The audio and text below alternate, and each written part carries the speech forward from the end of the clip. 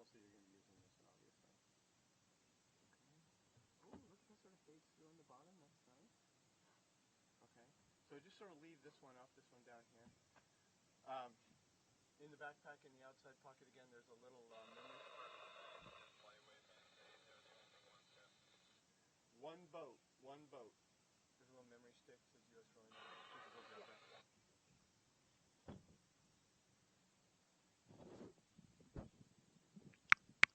Hello.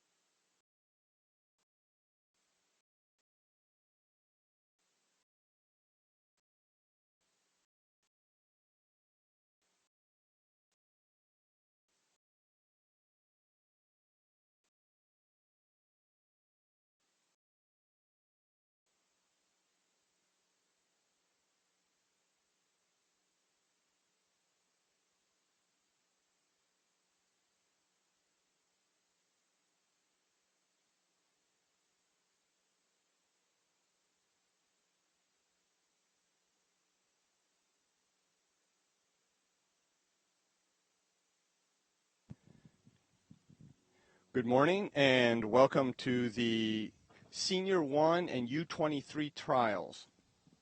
The first event of the morning is the men's light 8, and this is a senior event. The men's light 8 will be racing down the course by themselves. According to the selection procedures, any boat that wants to compete at the World Championships has to go down the course once, and then they can name themselves to the team. But they have to participate in the event and row the course. So we'll see what they do. It's an opportunity to lay a good piece down. And my guess is that's what they're going to do. You can see they're sitting ready to go. And they're off. So this is a boat filled with guys from all over the place. California, Malta, Seattle, UVA, NYAC, New York Athletic Club. So it's a combination boat. They got together, went through selection process, and came up with this combination.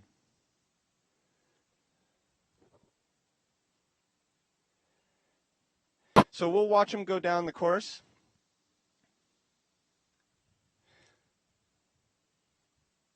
Starting in the bow, we have Matthew Linhart. 2-seat is Dave Smith. 3-seat is Peter Schmidt.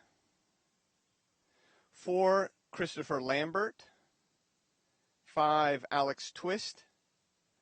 6 is Philip Henson. 7 is Tobin McGee. 8 is Jack Devlin. And the cox is John Carlson. Looking very nice here.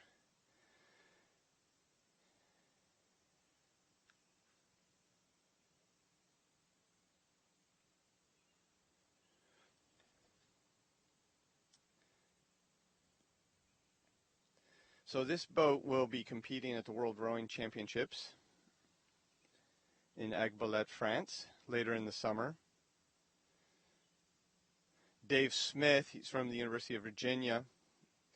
Oh, and Peter Schmidt from Riverside up in Boston finished 7th in the lightweight quad at the 2013 World Rowing Championships. And Tobin McGee from Community Rowing up in Boston finished 3rd in the lightweight 8 at the 2013 World Rowing Championship. So at least 3 of these guys have some pretty significant international experience racing at the World Championships. And looking very nice here as they're well through the 750 and working their way to the 1,000-meter mark.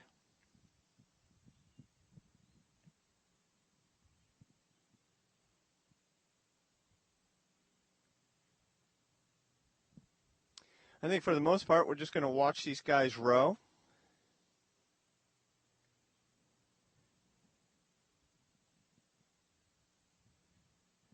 We'll see if we can get some tighter shots of on them here in just a second.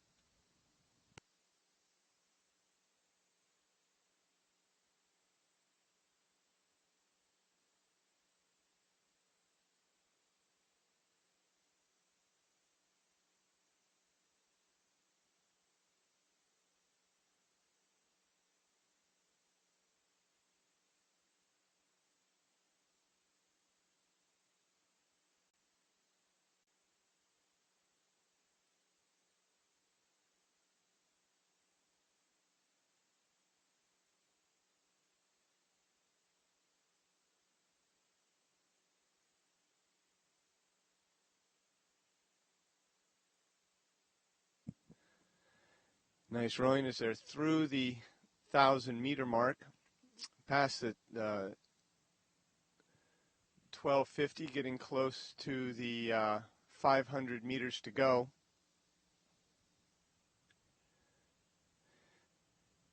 And does look like they're using this piece to practice their race strategy, lay down a nice hard piece under semi-competitive situation, but they got to use the start bridge with the same system that they'll have in Agbalet with the sound and light show. So even though there's nobody around, you feel a little bit of pressure.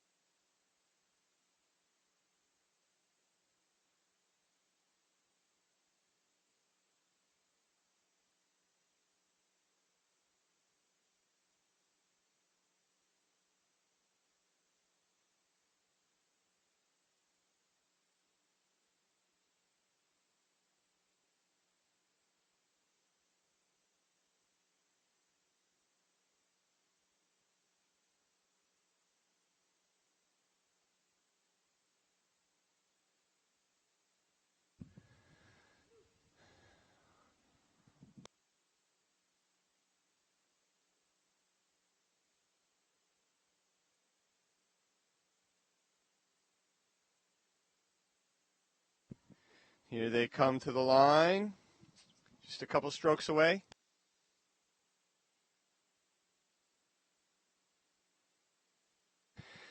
And coming to the line, and they are across the line.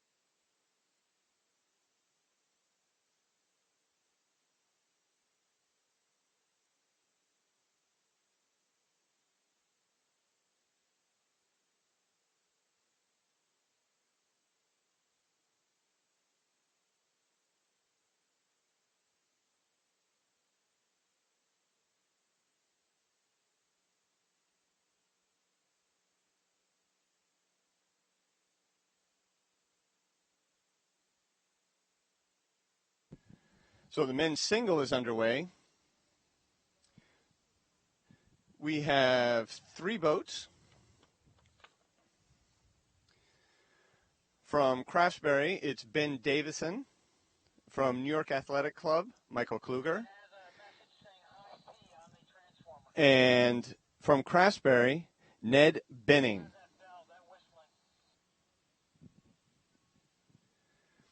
So we're going to watch them. The camera launch is not functioning right now, so we have a little problem there. So we'll do the best we can.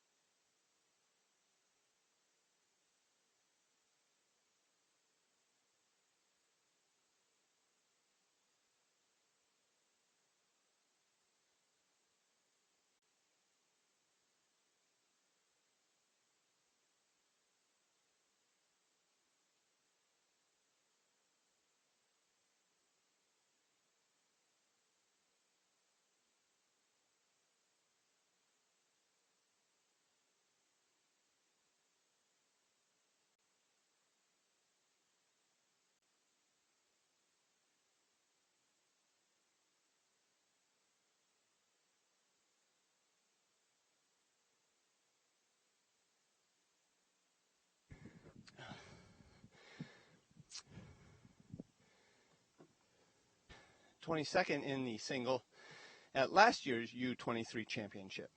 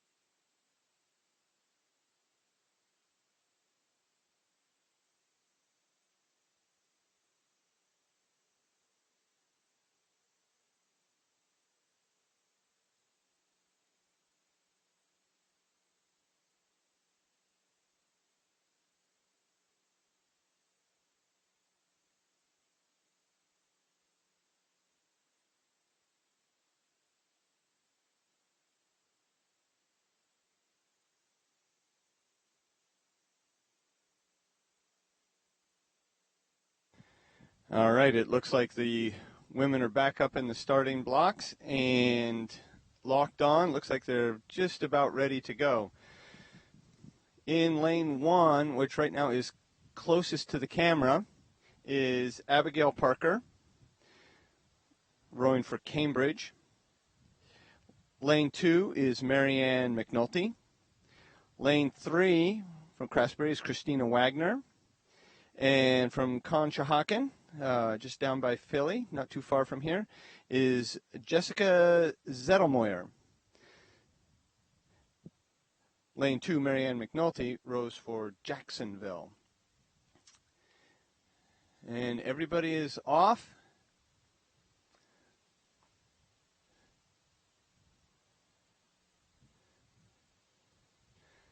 As the boats get close to the camera launch, lane 1 will be closest to the camera launch, and again, that's Abigail Parker.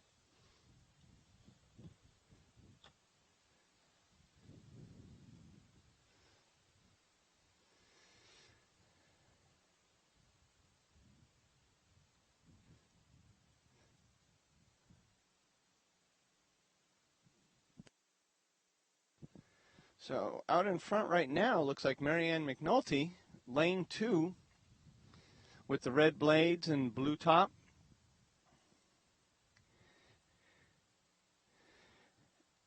There's Christina Wagner, just for a second there in the shot, in second place with the white bow poking in there, lane 3. But out in front is Marianne McNulty. And just through the 500, she has open water on the field.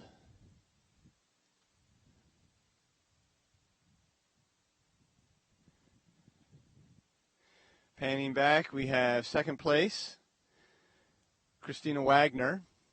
And just the bow right there, Abigail Parker. And then on the far side is Jessica Zettelmoyer. So lane 1, Abigail Parker, and then on the far side over there is Jessica. Christina Wagner in second place. Looks to have open water on third and fourth, but more than a boat length of open water on the field is Marianne McNulty.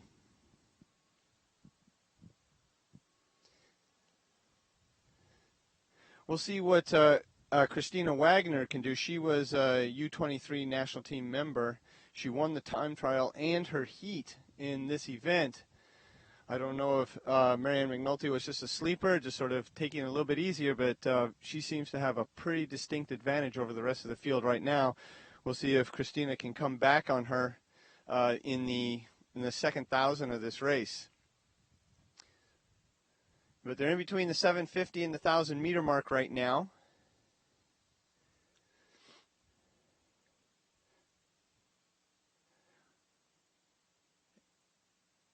And Miss McNulty is opening up her advantage on the rest of the field. It's Christina Wagner,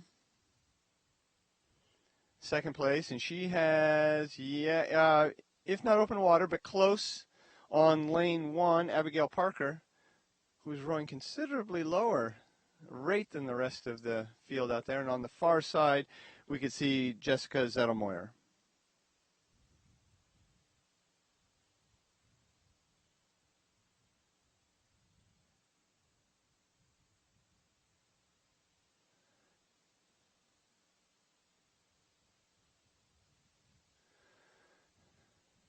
So our leader,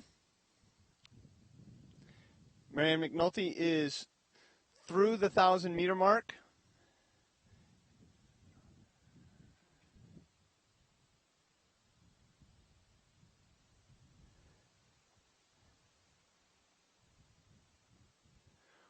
Looks to be rowing very comfortably out in front.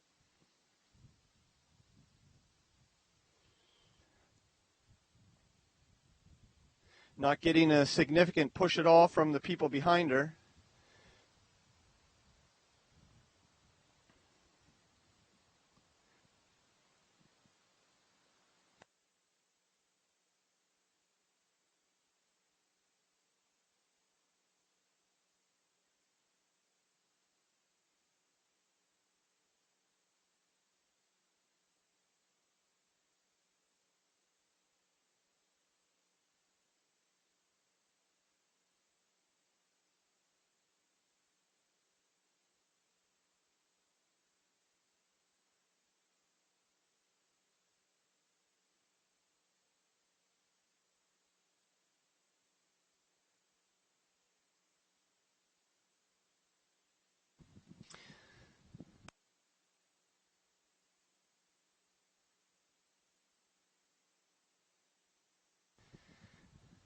So from the finish tower, you can see all four boats. We've switched perspective. So closest to us now is lane 4. That's Jessica Zettelmoyer. But out in front, on the second boat from the right, is Marianne McNulty. And she has a distinct advantage over everybody here of 2 boats of open water.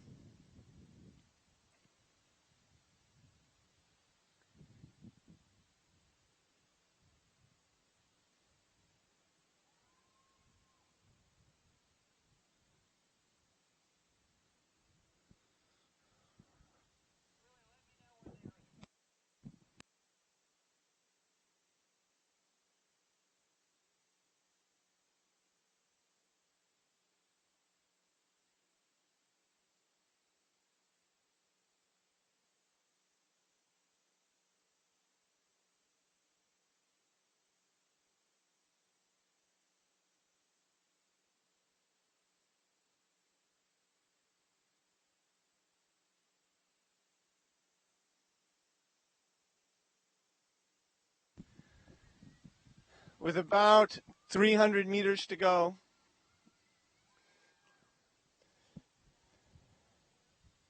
it's Marianne McNulty out front. Couple boats of open water. From this angle, it's hard to say who's in second,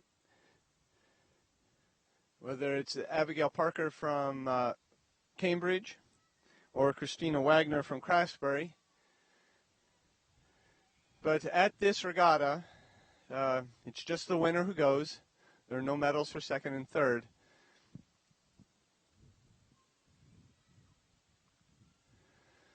So Marianne, her lead diminished a little bit, but still open water by about a boat length over the rest of her competitors.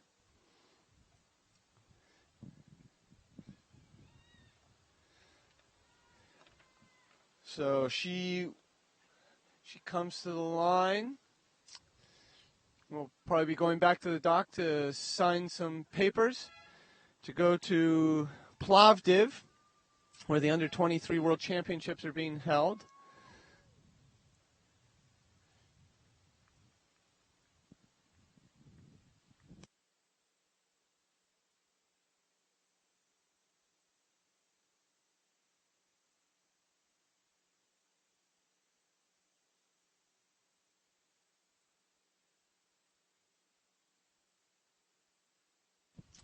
And Jessica Zettelmoyer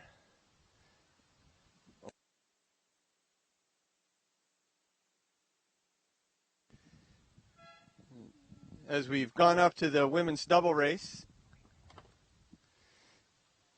Jessica Zettelmoyer just crossed the line.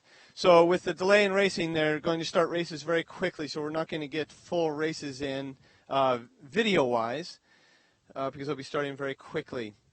Lane 1, closest to the camera launch, is Craftsbury with Madeline Pont and Chian Gardner. Lane 2 is unaffiliated, Mary Carmack and Megan Goodman. And lane 3 is Piper Hayden and Jelena Hennick. And they row for Penn AC.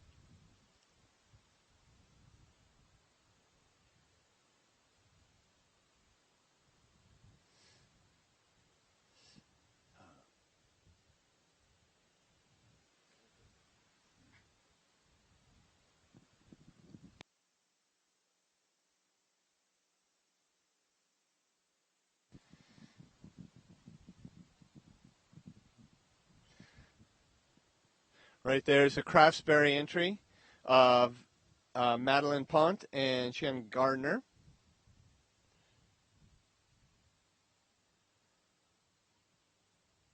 On the far side, we see the Penn AC entry. Only the 100 meters is from Craftsbury.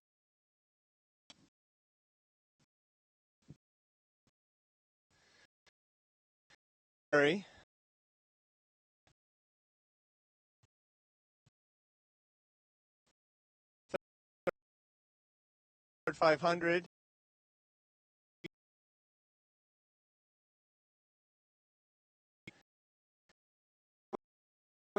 100-meter mark.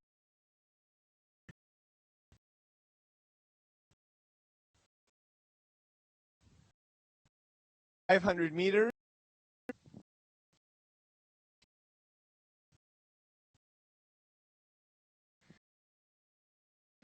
And Penn.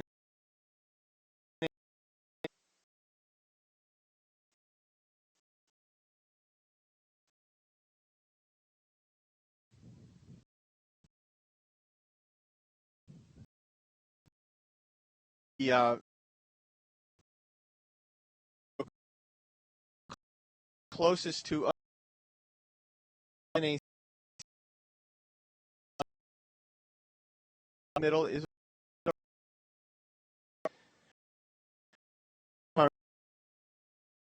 Mac and Meg.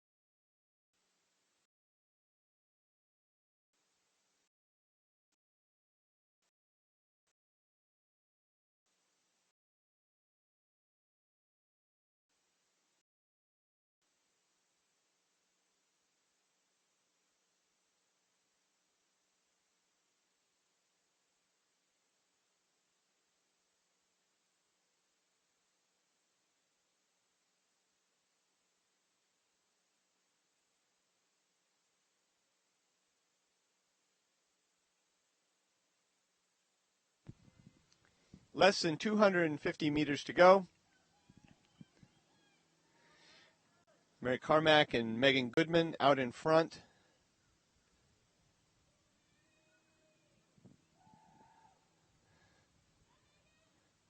Craftsbury boat on the just above them there in the picture,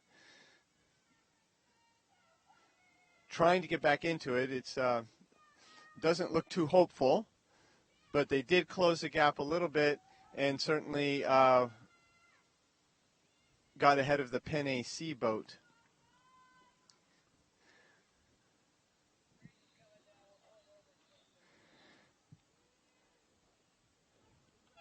And across the line, it's Carmack and Goodman. From Craftsbury, Pont and Gardner. From Penn AC, that's Hayden and Hannock. Next up is the men's pair.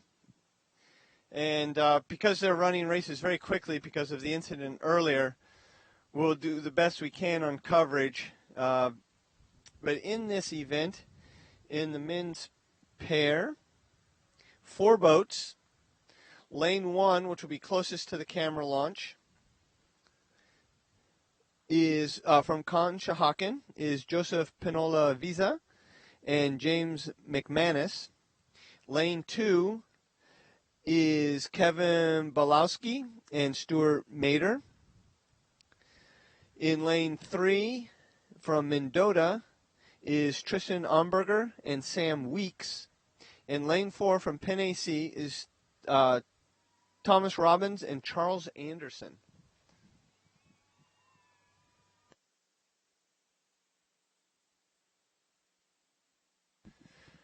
So here are the 4 boats. Closest to the camera launch is Conshohocken, that's lane 1.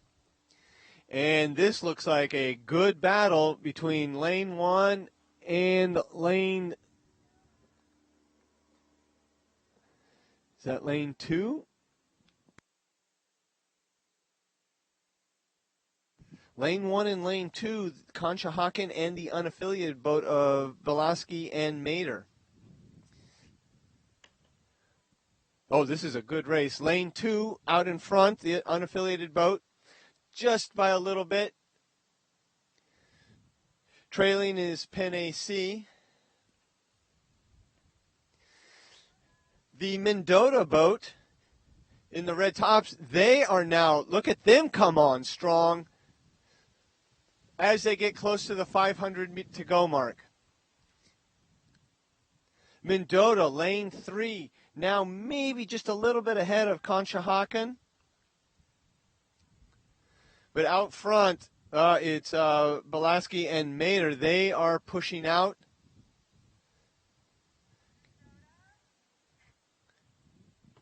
And they are maintaining a strong lead out in front. We'll see if Mendota can come back. They are having some steering issues.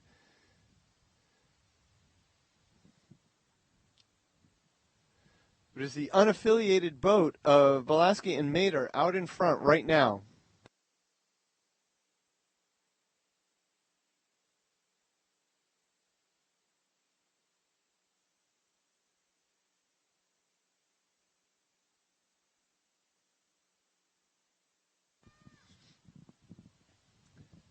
Mendota coming on.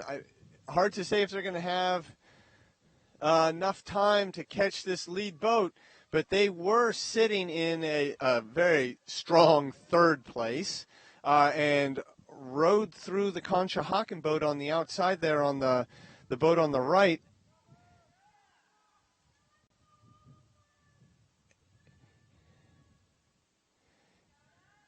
And the referee working with the Mendota boat.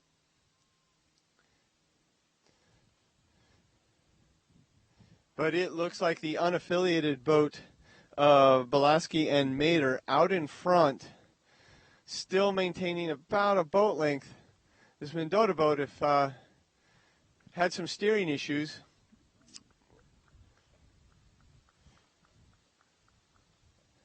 But across the line, it's unaffiliated Belaski Mater and Mendota in second place. On the outside is Conshohocken. And on the inside here, oh, he stopped rowing a little early, is Penn AC.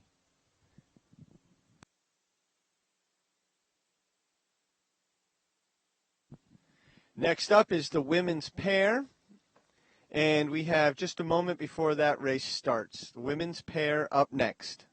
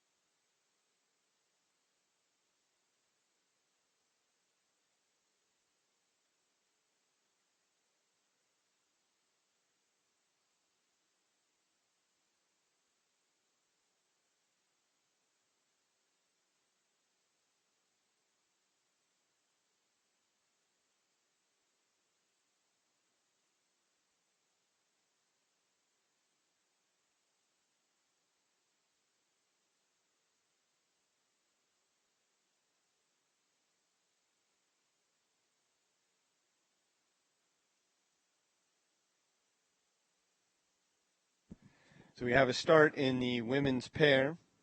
There are 3 boats in this race. On the left-hand side, lane 1, which will also be closest to the camera launch, is Chloe Laverick and Katie O'Connell, and they're unaffiliated. Lane 2 is Jessica Effort and Georgia Ratcliffe. Lane 3 is Penn AC, and they are Kate Seabury and Jennifer Parker. The pair in the middle, which appears to be out in front right now,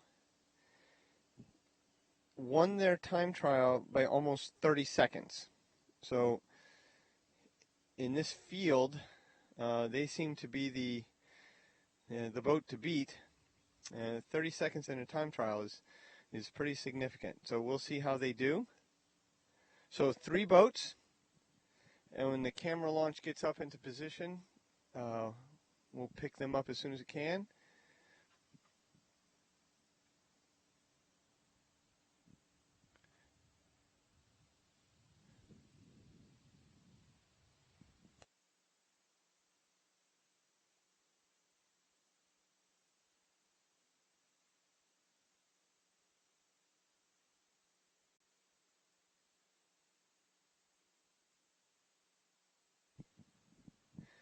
Pair is probably the hardest boat to row. You have one body going one way, one body going the other. Each rower has one oar.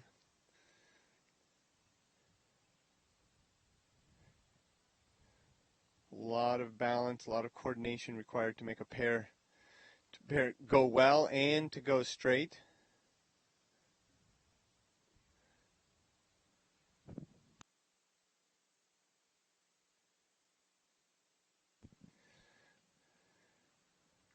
All right, women's pair and the crew that won the time trial by 30 seconds.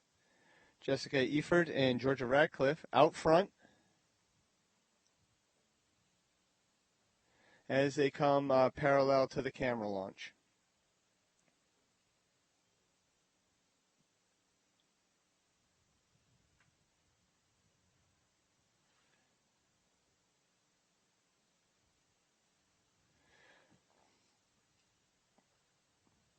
Rowing comfortably out in front with already, as you can see, a pretty significant margin over their closest competitor, which would be the unaffiliated boat, Chloe Laverick and Katie O'Connell.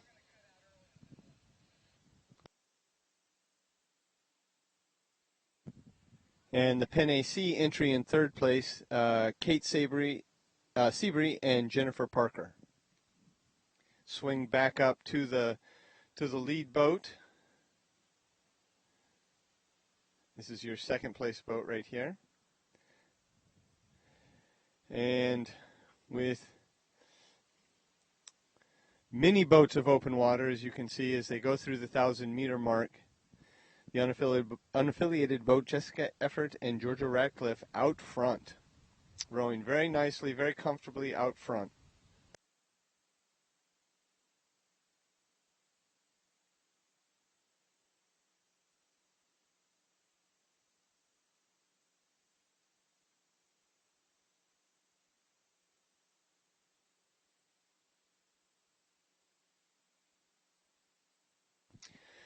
So this is spread out pretty much. All the boats are separated by 5-6 boats of open water. Barring any unforeseen circumstance, it would appear that the crew we're watching right now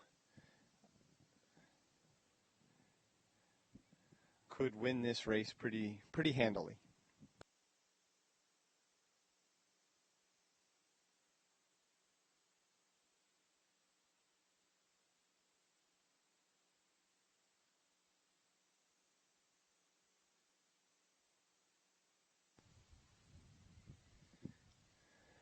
U23, so these are young athletes. Most are participating in an event like this for the first time. That being said, there are 11 athletes who are competing who raced last year at the Under-23 World Championships. The Under-23 Championships will be in Plovdiv, Bulgaria, on July 22nd through 26th, so about a month.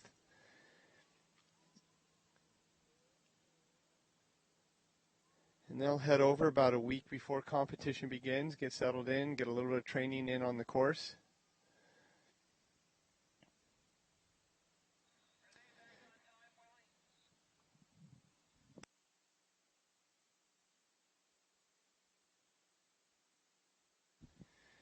And U.S. Rowing will be following the progress of all these crews in Plovdiv. So you'll be able to go to the U.S. Rowing site to to get information, and we'll be sending out information via the interwebs. So look for that to see how these crews do in Plovdiv in about a month.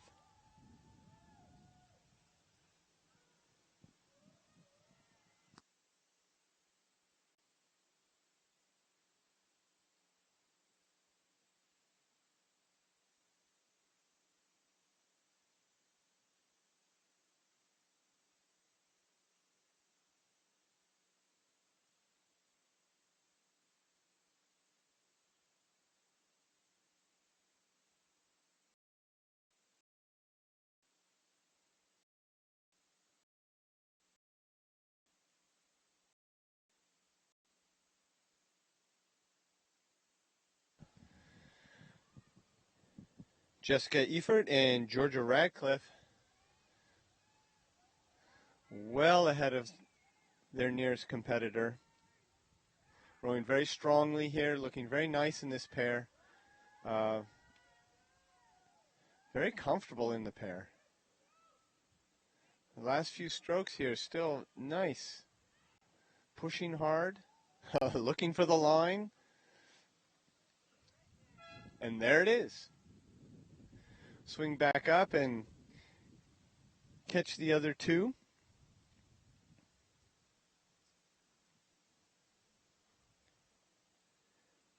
In second place, it's going to be Chloe Laverick and Katie O'Connell with 5 or 6 strokes to the line.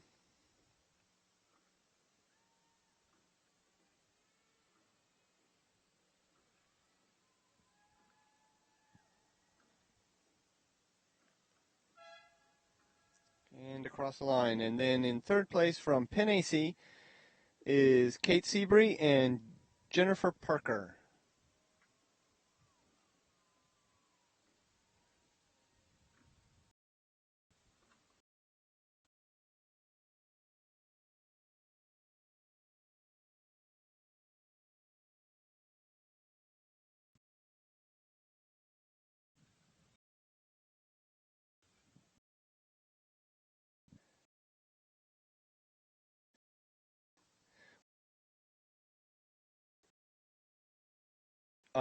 Seattle Union.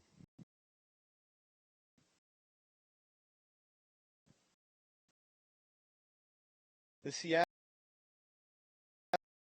area boat, they're bright green.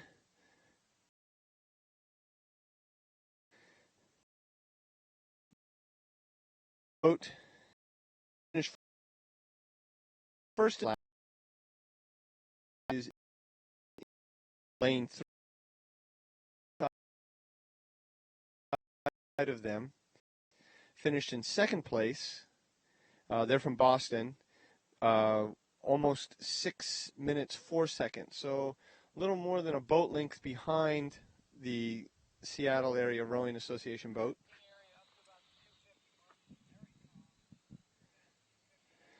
And up at the start, you see it's fantastic conditions, very calm, very nice.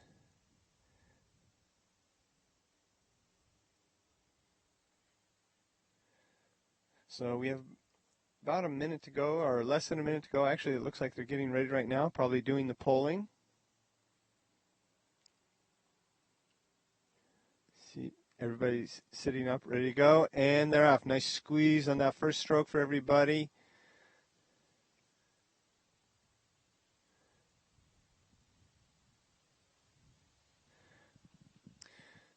So Mendota out of Madison, Wisconsin, Seattle area, and then Boston. So we've got East, West, and Mid competing here today. And boy, they are ratcheting it up. Look at them go.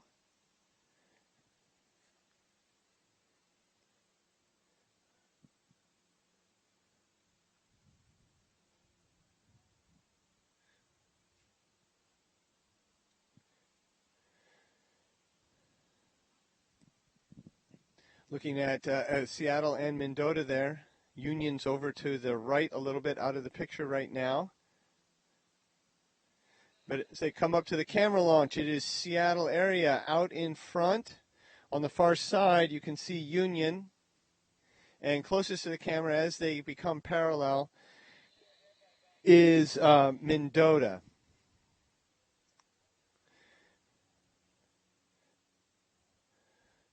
So just after the 250, out in front, it's Seattle area. There's Mendota, and on the Union.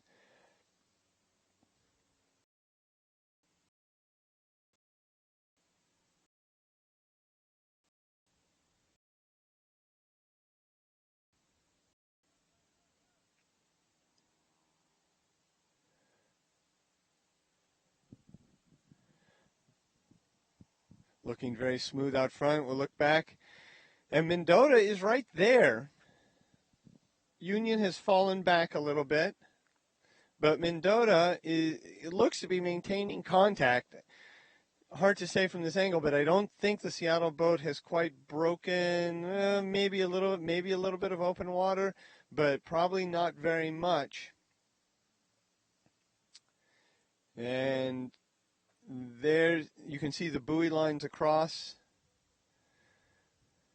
So probably a little bit of open water now as they're between the 750 and the 1,000 meter mark.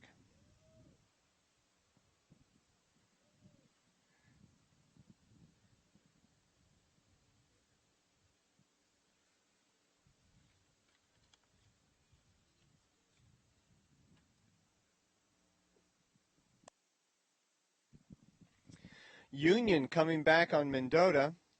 Union now a little bit ahead, as you can see on the buoy lines. Union starting to move past Mendota. Hard to know who's moving and who's fading.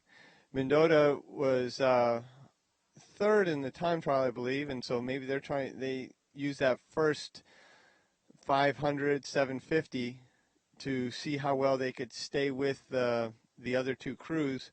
So they may be maybe struggling a little bit here now as Union is moving up on them. But the Seattle group through the 1,000 meter mark is looking very strong out in front, moving very nicely.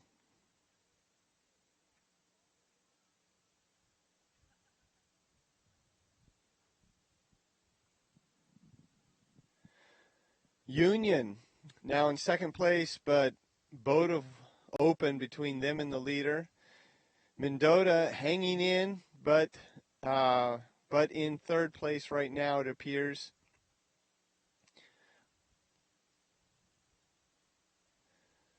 Union on the far side. And maybe a boat and a half of open water now behind Seattle with about 600 meters to go.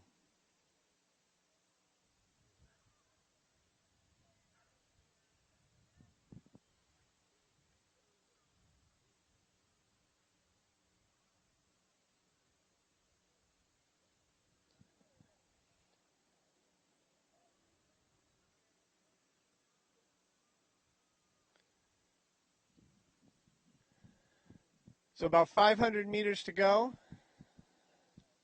Seattle out in front, moving very nicely.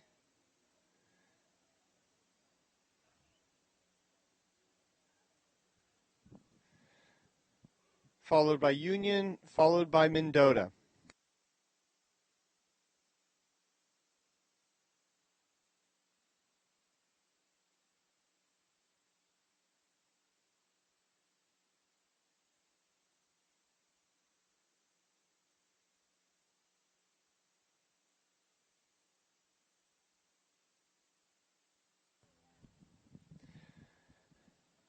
The perspective is reversed as we go to the finish tower shot.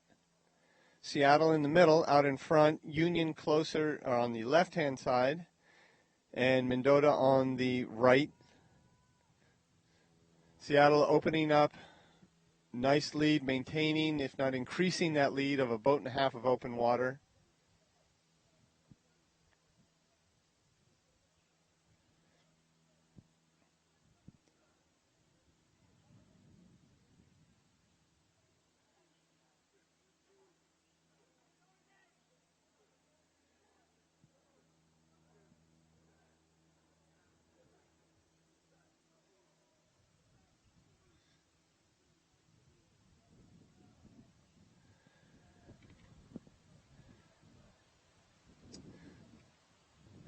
with about 100 meters to go.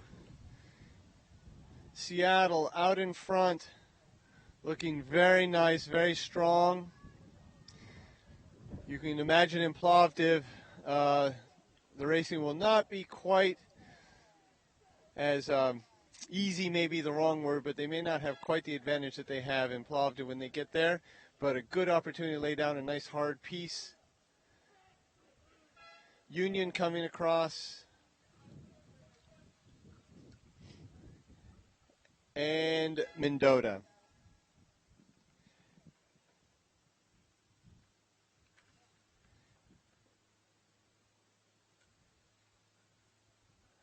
Up next is the men's lightweight single, U23. And we'll get to that in just a moment.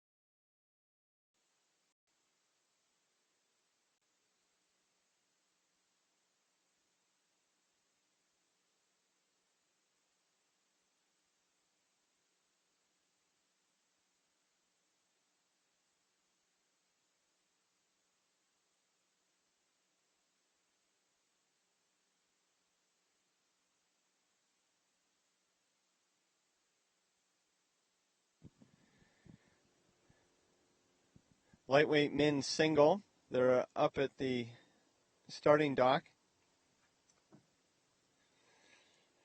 Doesn't look like they're quite ready to go yet. Sitting still very comfortably.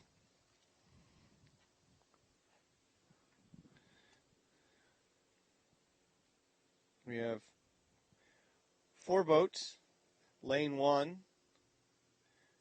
which would be the closest to this camera and also to the camera boat camera, is Dylan Hartwick. Lane 2 is Hector Formosa Muras. Lane 3 is Taylor Beach. And lane 4 is Marshall Attica.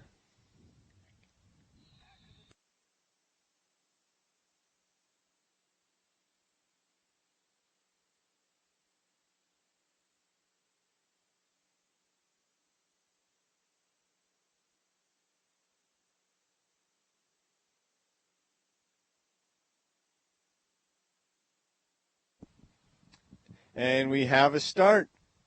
Men's lightweight single is underway. Lane 2, Hector Formosa Muras from Key Biscayne, Florida, took second place in the time trial, but won his heat comfortably. He finished third in the men's single at this year's Youth Nationals down in Sarasota. It was a spare on the junior team in 2014, so he's aged out of the junior group and is now trying for U23 as just I'm assuming a recent high school graduate.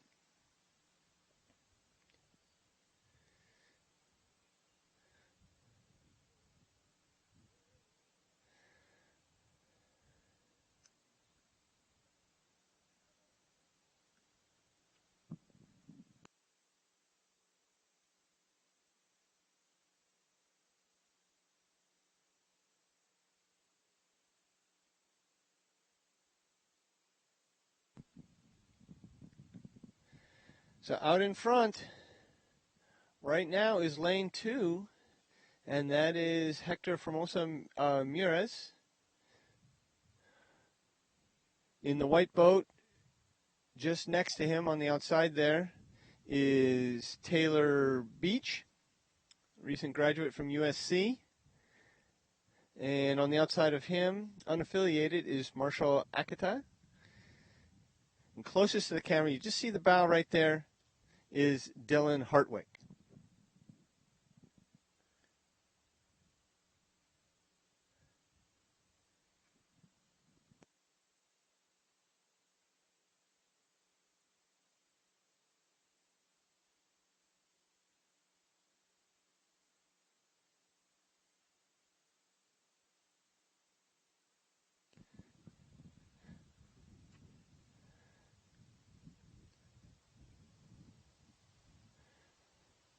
Between the 500 and the 750, it's Mr. Formosa Muras out in front with open water over the field. On the far side, you can see Taylor Beach. He's now just barely in second place.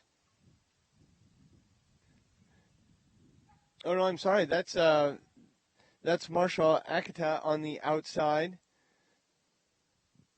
moving up a little bit, and here is this relative youngster doing a very nice job.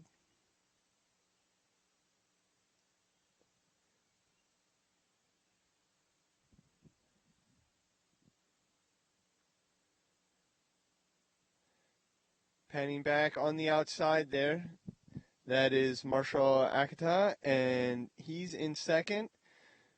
Now it's a battle between Mr. Beach and in lane 1, Dylan Hartwick.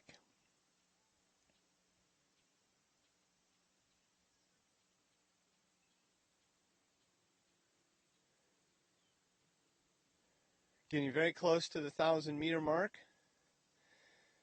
In fact, our leader is through the 1,000, second place. Now everybody's through the 1,000-meter mark, but it is Hector Formosa Muras out in front. And rowing very nicely. Again, he finished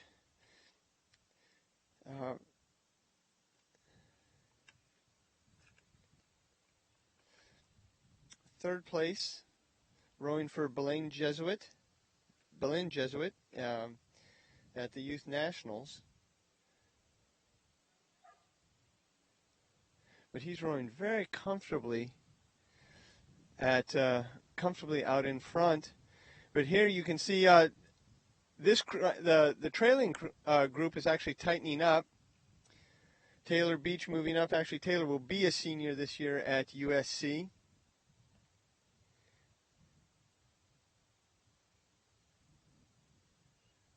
Rowing very nicely.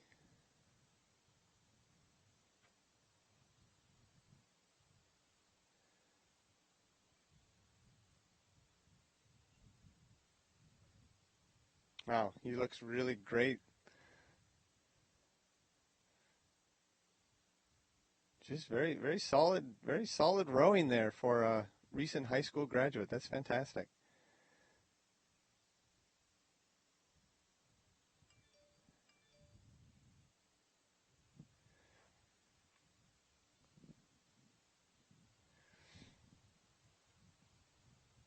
And it's good to see these other people coming out of college programs and picking up sculling. 500 meters to go. It is Hector out in front doing a fantastic job.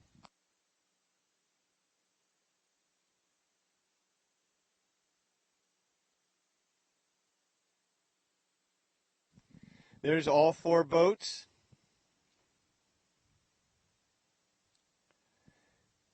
From the finish tower, the perspective is reversed.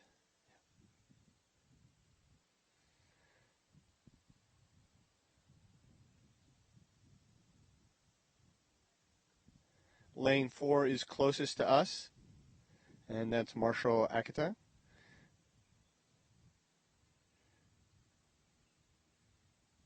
But it is Hector who is out front comfortably. I'm sure he's pushing himself very hard because, again, this is a great opportunity to lay down a good, solid piece, good practice. The system at the start is very similar to what they'll see at the World Championships, so that's important.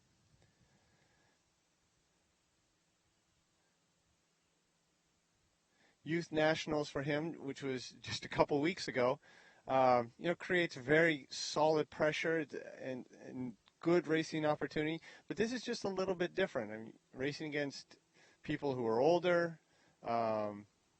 If you win, you can do some international travel.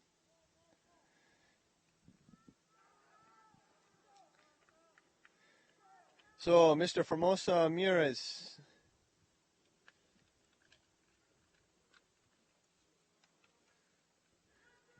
Across the line. So in a month, competing in Plovdiv at the U23s. Marshall Akita across the line. Taylor Beach. And Dylan Hartwick.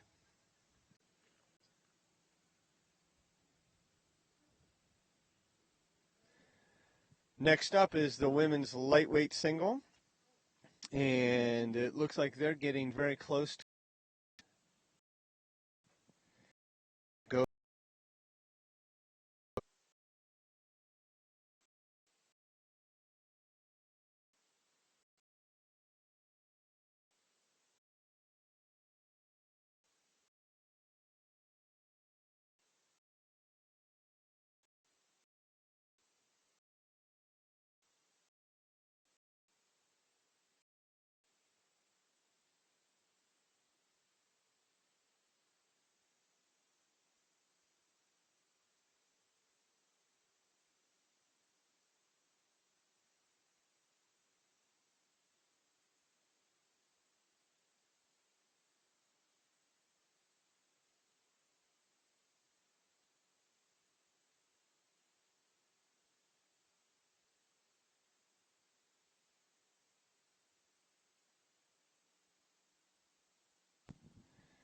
Women's lightweight single is underway. Lane 1 on the left-hand side is Beatrix Toby from Craftsbury. San Diego Rowing Club in lane 2, Jessica Hine. Lane 3 from Cambridge is Helena Randall. And lane 4 from California Rowing Club is Hannah Myers.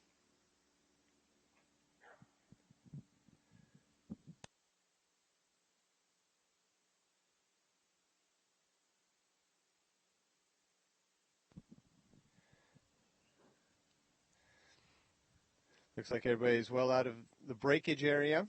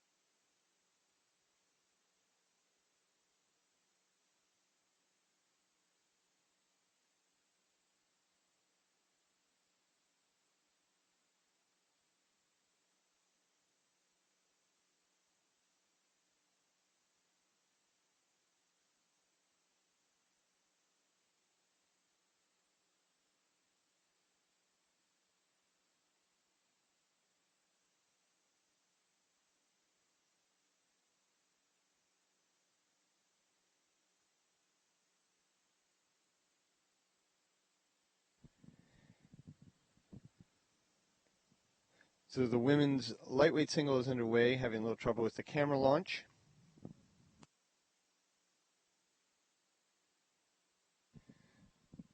So we'll see what we can see from up here, from the finish tower.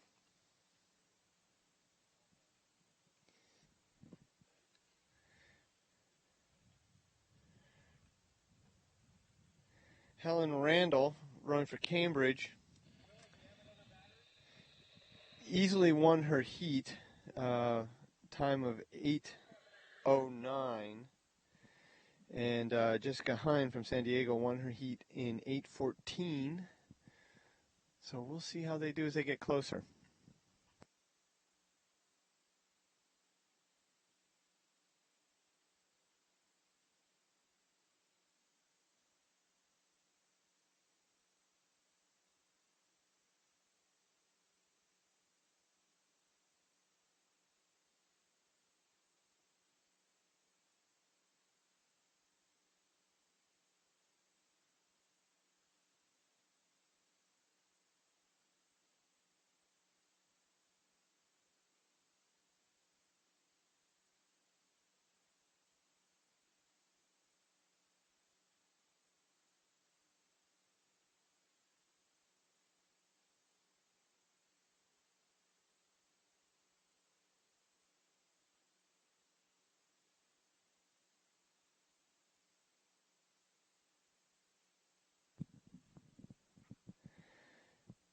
So, taking a guess as to who's out front here, I would say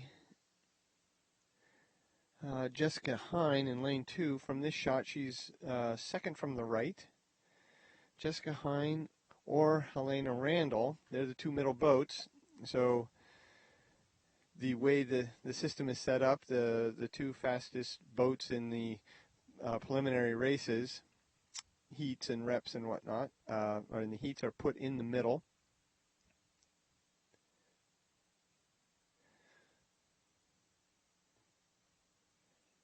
But lane 1 from Craftsbury, Beatrix Toby, doesn't look like she's too far out of it on the far right-hand side.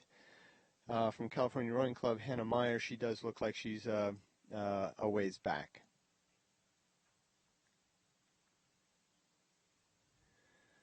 But from here, it looks like Jessica Hine from San Diego Rowing Club is out front.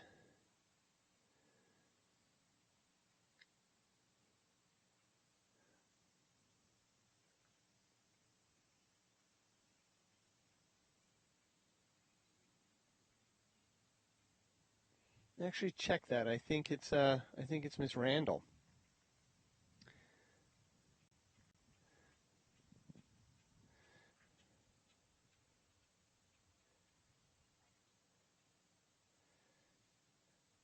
Randall did have the fastest heat time. Yes, it is Miss Randall out in front, followed by Miss Hine from San Diego, followed by Hannah Myers, and in fourth place is, followed by Beatrix Toby, and then Hannah Myers in fourth place.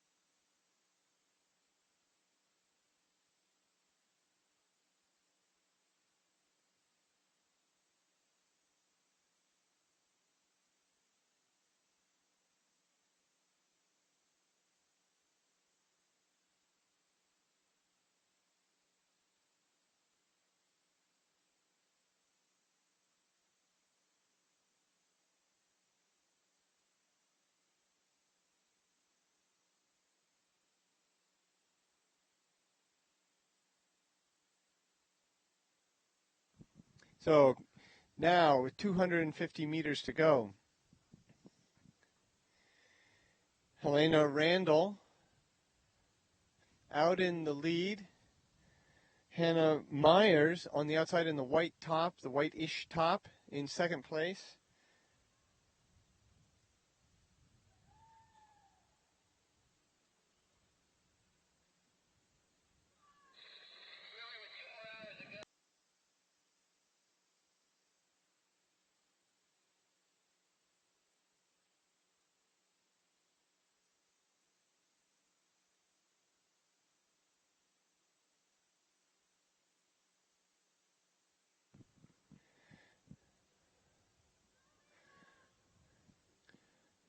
There's a few strokes coming to the line.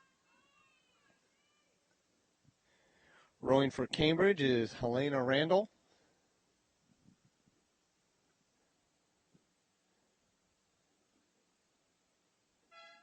Across the line.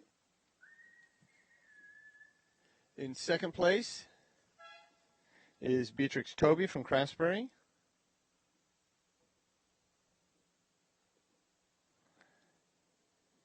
Jessica Hine from San Diego Rowing Club.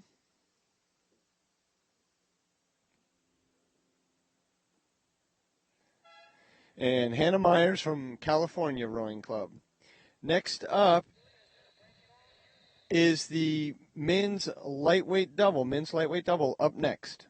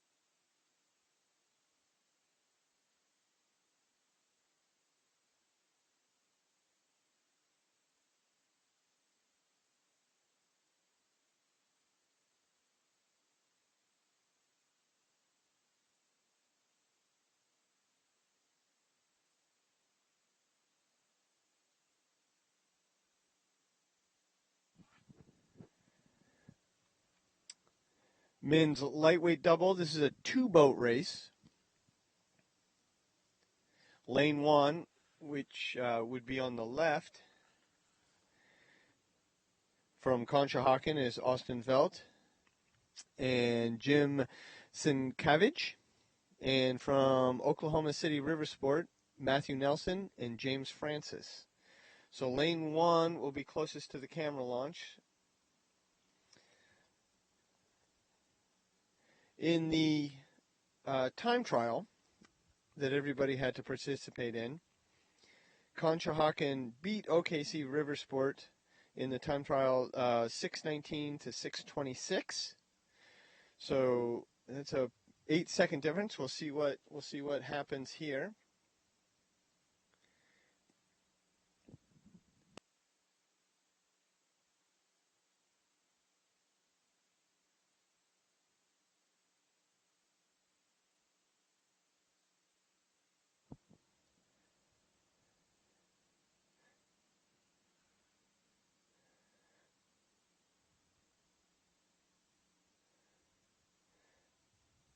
Today, in the actual race, not the time trial, OKC Riversport is up by about a length.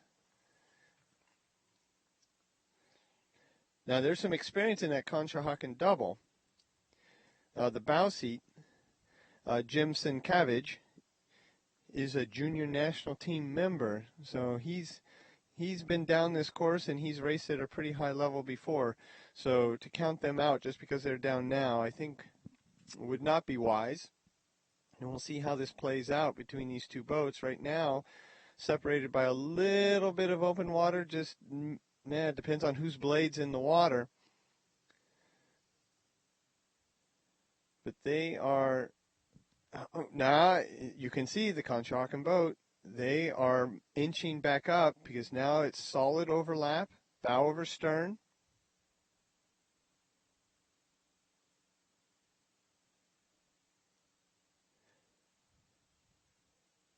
They're not moving anymore.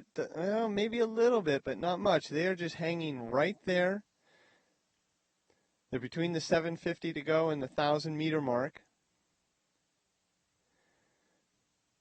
A little easier for the OKC River Sport boat because they can see what's going on behind them.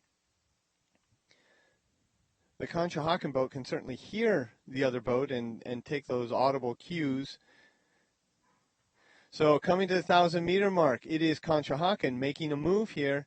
They are definitely overlap half a deck, 3/4 of a deck as they go through the 1,000-meter mark. Took a move. We'll see if OKC River Sport has a response to that move to keep themselves out in front.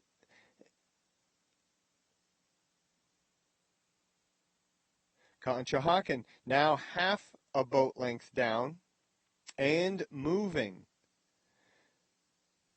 Took a big move there just past the 1,000, or possibly all the way through the 1,000.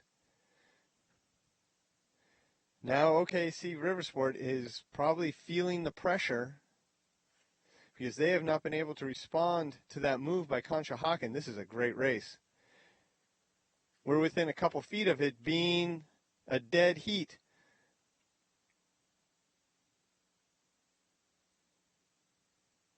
If you look at the buoy line, that's the best indicator. And look at that, they're just about dead even. Conshohocken now moving ahead just a little bit.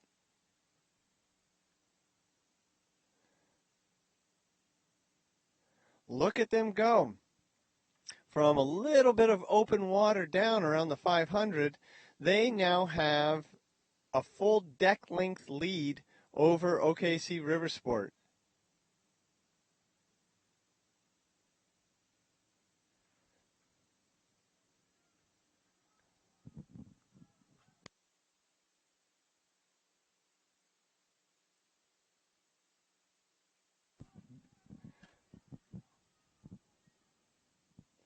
And Conshohocken, boy, they are taking advantage here.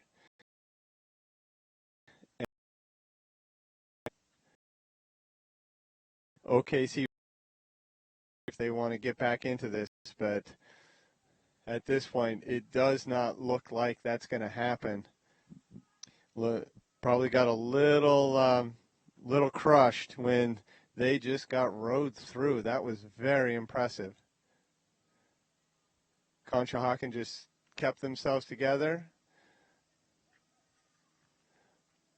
started their move, and it was pretty relentless. This is pretty impressive. Two-boat race.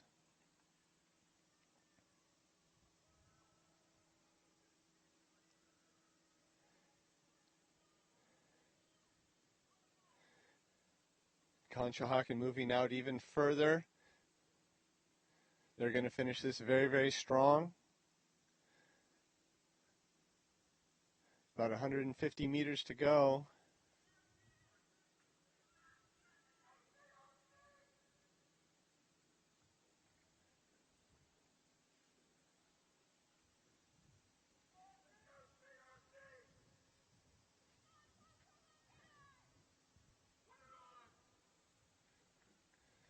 And Conshohocken coming to the line in first place. Nice job. Great race for these guys.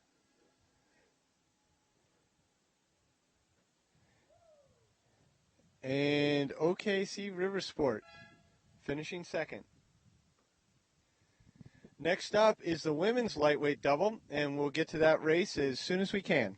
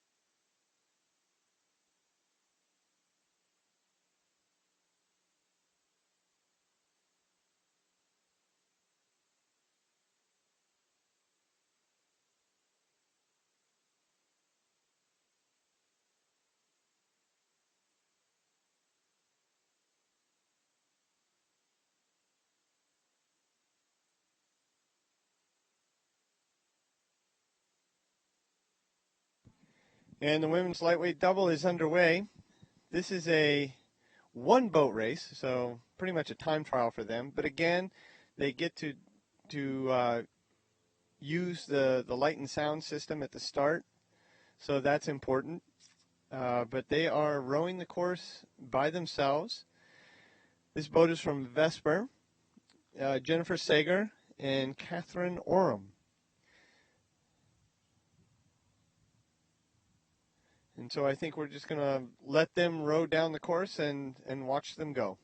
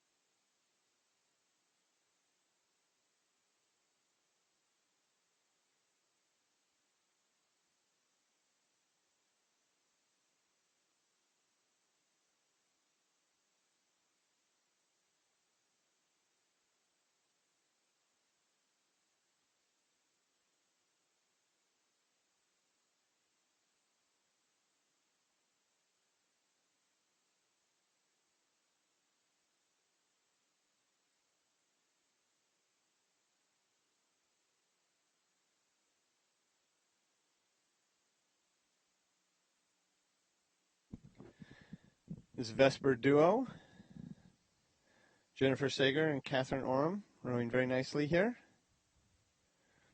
And we're going to follow them with the camera launch to about 1,000, and then we'll pick them up with the finish line shot.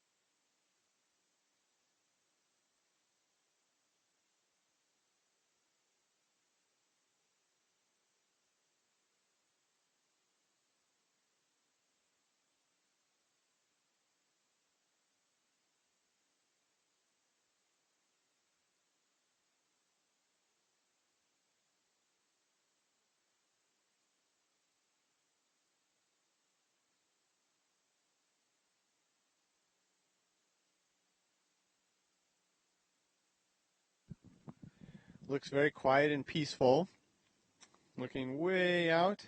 They're about 600 meters to go, but they're working very hard. You could tell from the camera shot from the launch that, again, this crew is like most of the other crews this morning that either raced by themselves or didn't have super stiff competitions, using this piece to get in some good experience, time trial it for themselves, mentally push themselves. They don't have anybody around them. It's just them pushing. So it's a good exercise. A little lonely perhaps. It's a little more exciting when you have somebody near you to race. But they're taking advantage of it and laying down a good piece here, so we'll follow them all the way through the finish.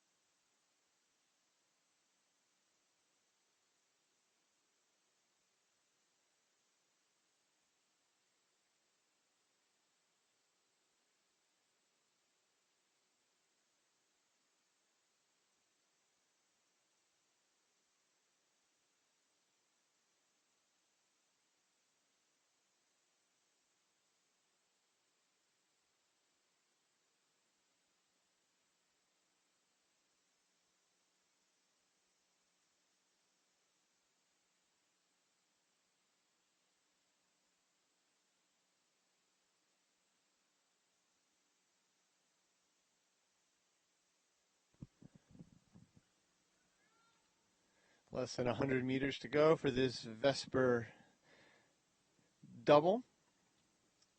Jennifer Sager and Catherine Oram.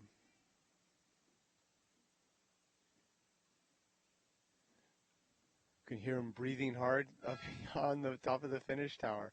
Worked very hard on that piece, you can tell. Going for time. Good for them.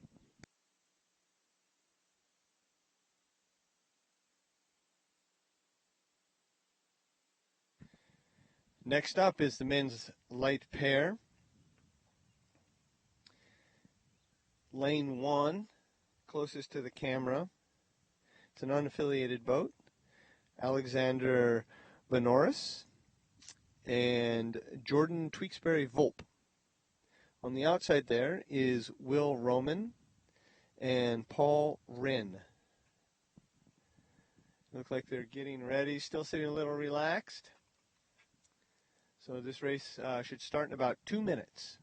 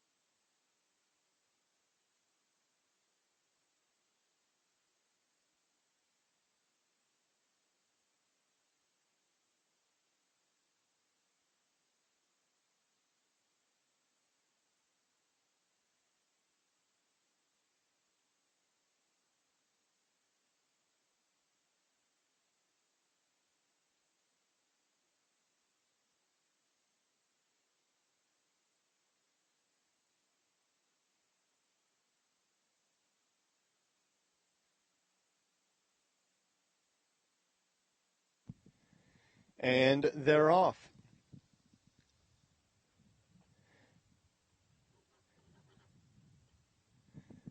Both boats unaffiliated, but the Alexander Benoris boat, he's from Corte Madera, California, and Jordan Tweaks Volpe hails from Naples, Italy. They finished 15th in the lightweight pair at the 2013 Under 23 World Championships. So they have some pretty good experience. Hopefully in the past 2 years, I would imagine that they've gotten fitter and faster, and possibly this year finish better than 15th. But you can follow all the racing from Plovdiv, from the U.S. rowing site. We'll be sending out information as everybody races, and we'll be following everybody's progress. And so you can go to the usrowing.org site to watch to follow the racing in Plovdiv.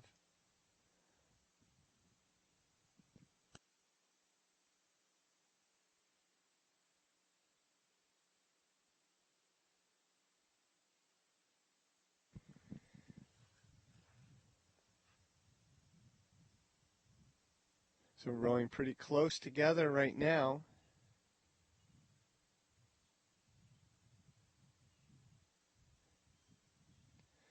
But the boat closest to us is the one with the experienced rowers. These two have raced at the U23s before.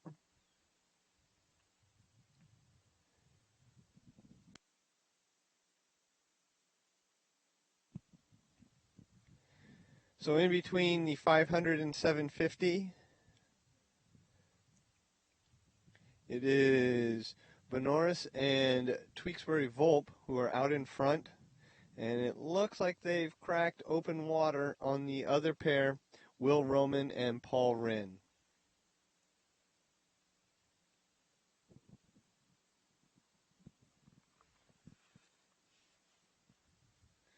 Nice shot of our lead pair.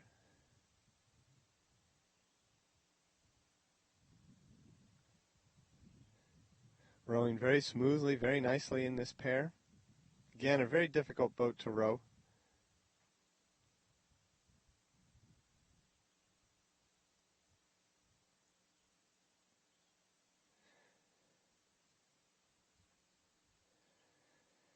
And they have opened up a substantial lead over the second pair.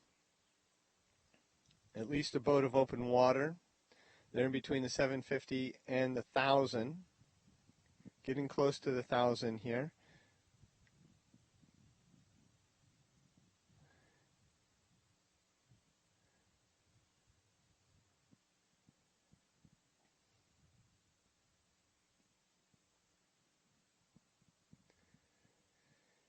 And through the 1,000, our lead boat has opened up even more open water and is doing a great job out in front.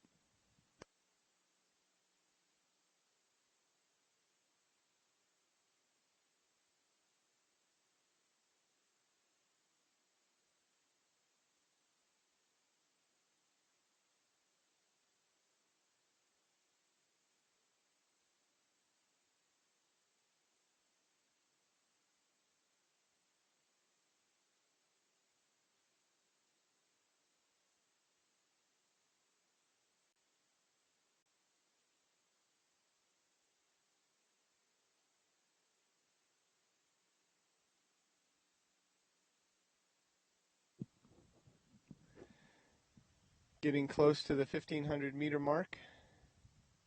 The 1,250. Through the 1,250. Our leaders out in front doing a very nice job. Alexander Bonoris and Jordan Tweaksbury Volpe. Heading to Plovdiv, racing there in about a month. Beautiful course in Plovdiv. They've had lots of international events there. And so 500 meters to go. Our lead boat way out in front, mini boats of open water over our second place pair.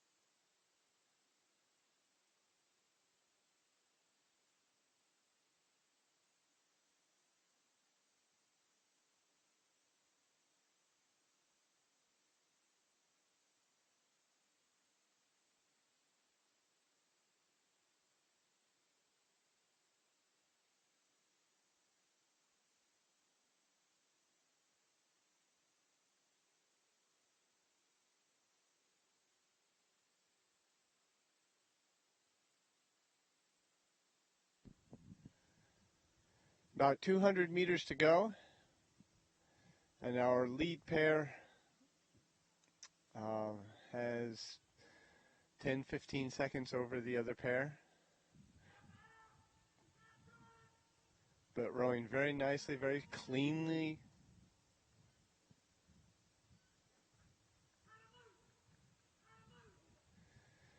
Hear people on the far side yelling at them to go, go, go.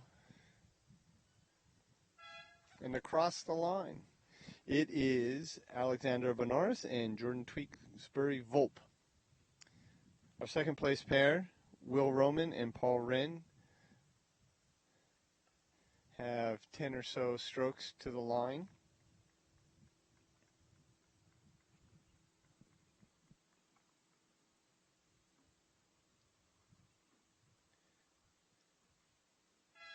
All right, next up is the women's lightweight quad.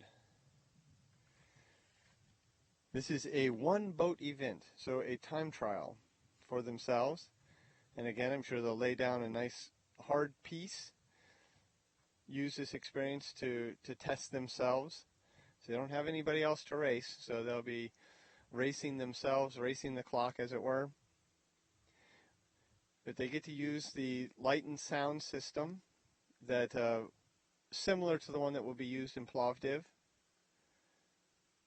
And that's always a good experience. The more times you can reasonably simulate what you're going to experience at a world championship helps you mentally.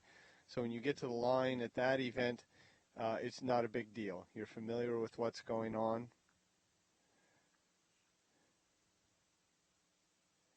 And as per the selection procedures for the U23 World Championships, the U.S. rowing selection procedures, this crew does have to race down the course in order to name themselves to the team.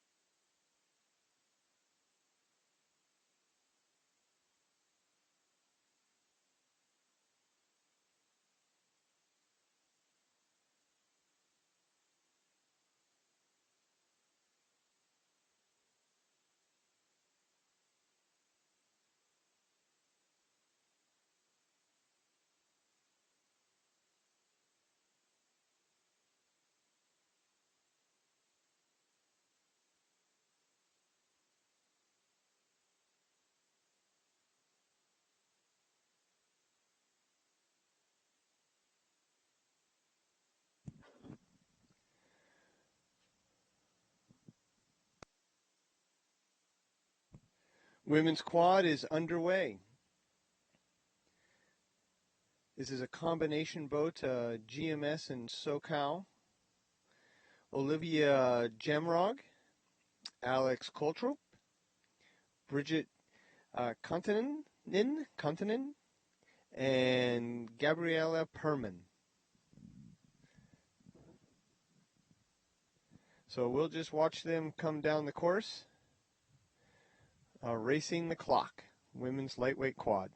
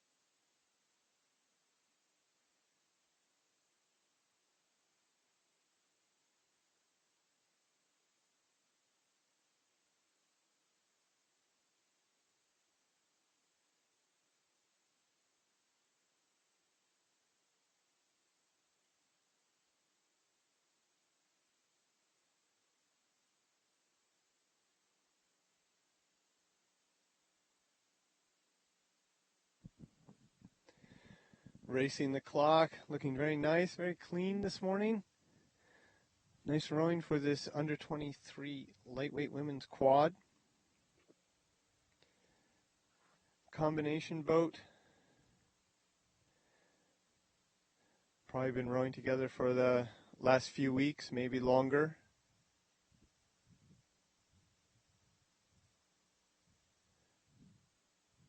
But we're just going to watch them row down the course. They're not racing anybody but themselves, which is always a challenge, but it's a good one.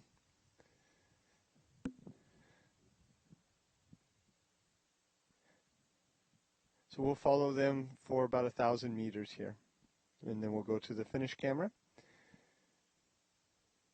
The women's lightweight quad.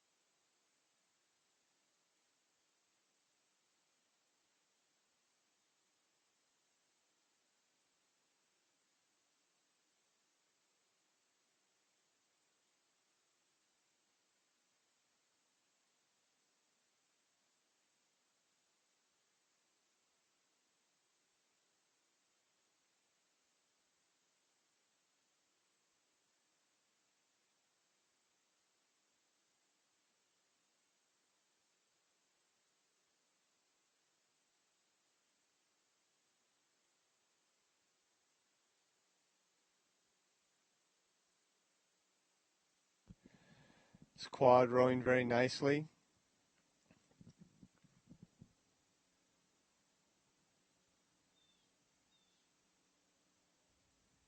Young athletes, some may be new to sculling, some not. About 500 meters to go.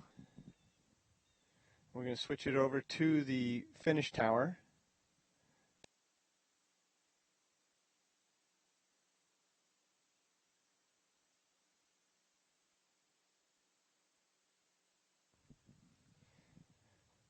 We'll follow them all the way home.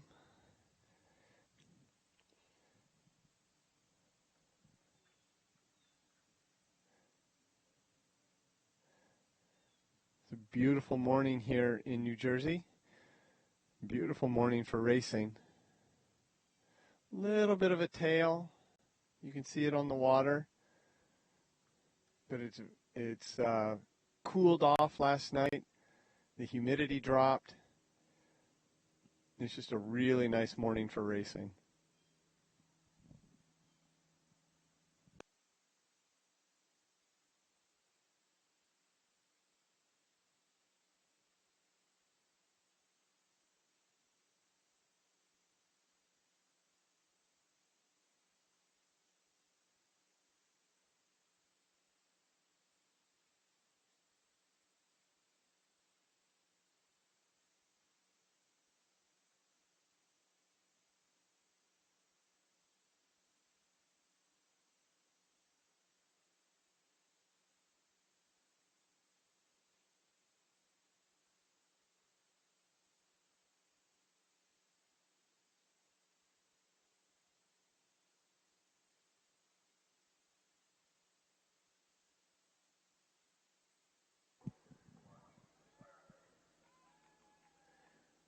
And coming to the line, lightweight women's quad.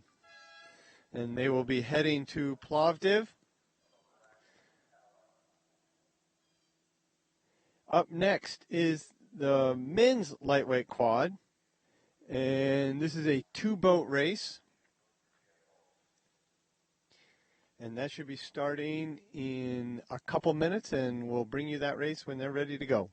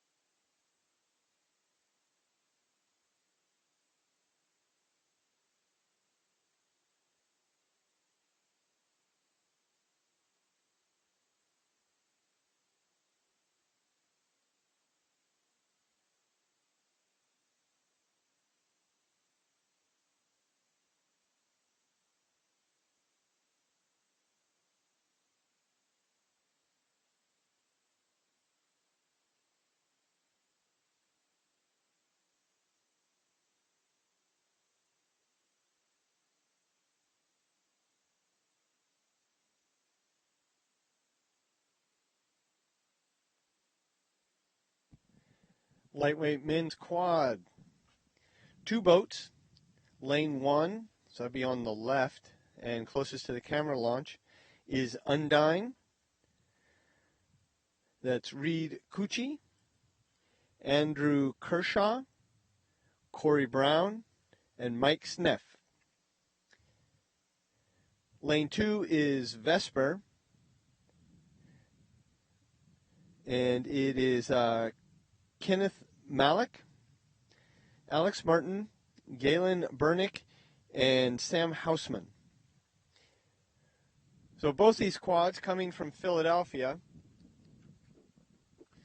I'm sure they probably know each other and have seen each other out on the river many times practicing before this event. In the time trial, these boats were separated by about 2 seconds. So this potentially could be a very close race. We'll see how it plays out. Right now, Undine has the upper hand. They're through the 500, and Undine has about a deck lead, maybe a little more, maybe about a deck right there. You can see it. That's bow on the bow man.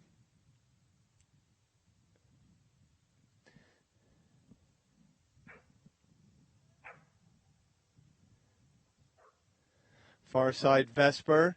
They're coming back a little bit now. Pushing up a little bit. This could turn into a pretty tight race. Again, in the time trial, they were just a couple seconds apart, which is, about a boat length. When you're side by side, it's a little more urgency. Things can get a little closer, a little more exciting. So Undine, with the lead right now, as they get close to the 1,000-meter mark,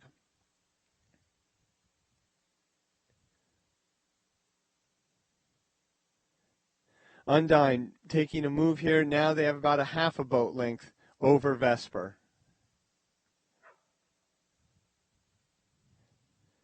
See the buoys going straight across. That's a good indicator of the separation.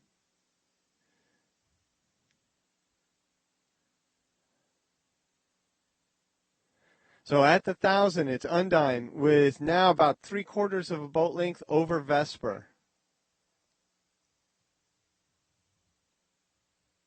We'll see if Vesper has a move after the 1,000. Oh, it looks like Undine has the move after the 1,000 as they push out even more.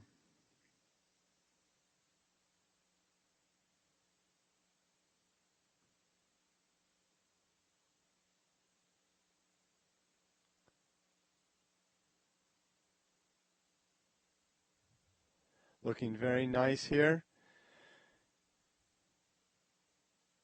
Boat length lead.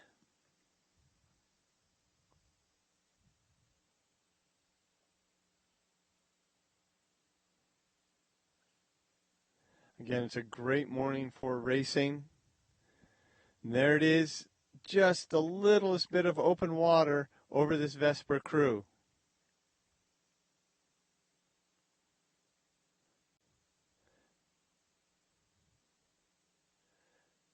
About 600 meters to go.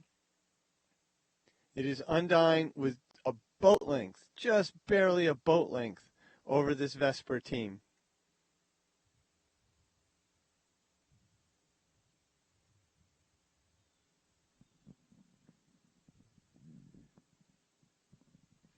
Okay, and switching to the finish camera, it is Undine. Boat length lead over Vesper with 500 meters to go.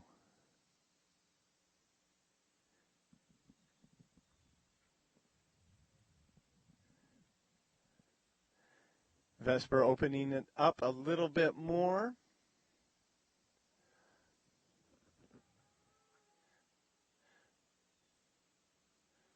Vesper taking the rating up. You can see them going. They're putting a charge on. See if they can get back into this Undine crew.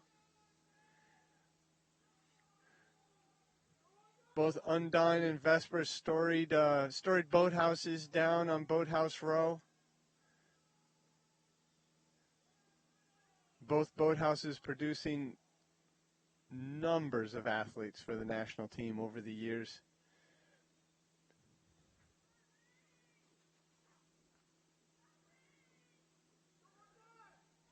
So Undine now opening up that lead a little bit more, about a boat length of open water with about 100, 150 meters to go.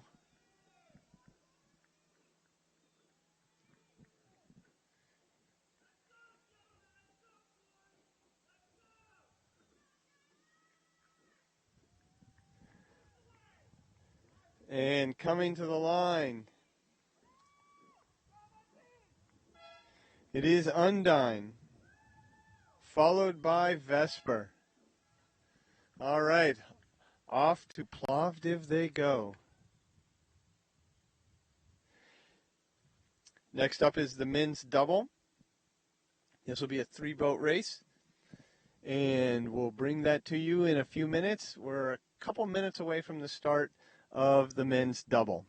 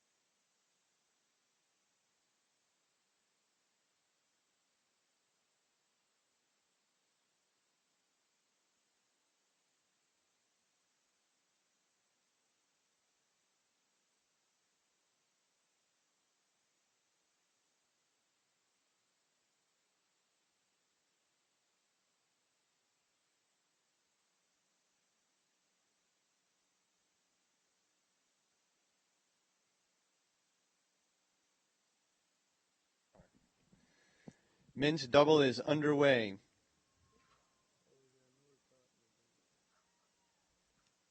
And we have 3 boats. Lane 1, which will be on the left and closest to the camera launch, from Occoquan, William Colbert and William Meeker. Lane 2 from Potomac, Grayson Stegler and William Bursting. Lane 3 from Craftsbury, Taylor Beach and Ned Benning.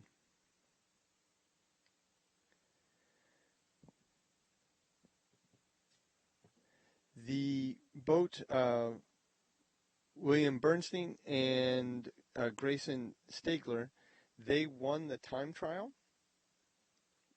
Craftsbury's boat with Taylor Beach and Ned Benning. Ned Benning was a junior national team member, and if you remember from one of the finals earlier today, Taylor Beach was rowing in the single, in the lightweight single, so he's doubling up and racing twice today. So right now we have a pretty good boat race between these three boats. On the outside is Craftsbury, and right now they look to have the lead over the middle boat, which is Potomac in the red, and Occoquan closest to the camera.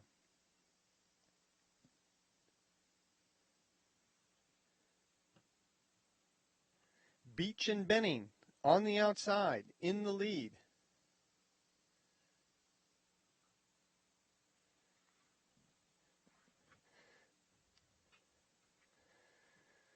So Beach didn't make it in the lightweight single, but if he makes it in this race, he can actually eat again and put on some weight.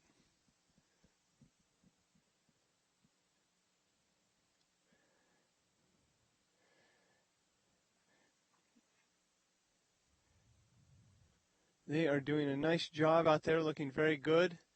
And for doubling up, that's impressive. Here's the Potomac double, not rowing the rating that the Craftsbury double is, and falling behind possibly because of that.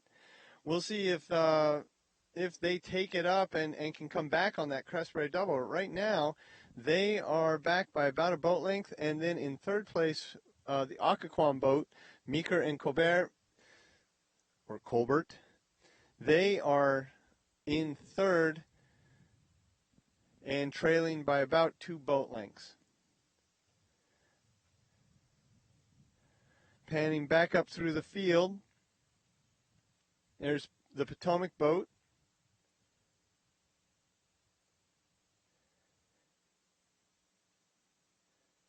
And at the 1,000, it is Beach and Benning out in front, rowing for Craftsbury. And they have, as you saw, about a boat length of open on the rest of the field, doing a nice job. And particularly impressive because of the doubling up.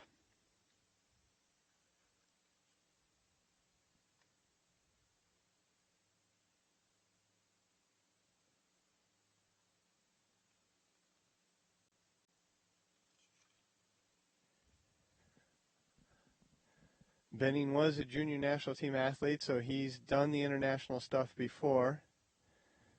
Beach, a rising senior at USC. He's done relatively new to sculling. Did some last year, but doing more this summer. But doing a nice job out in front.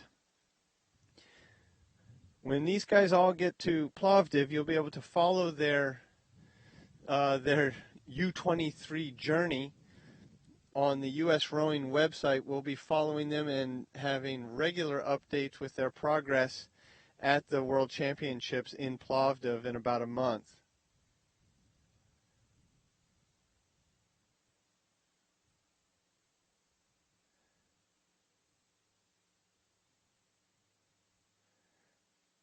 It's double, very nice, just not as fast as these other two.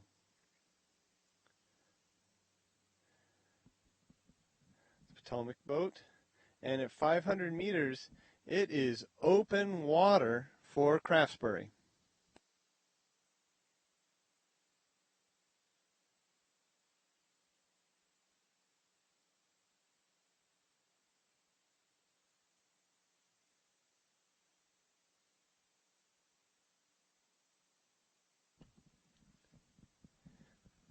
From the finish tower, our perspective is reversed, so Craftsbury is closest to us.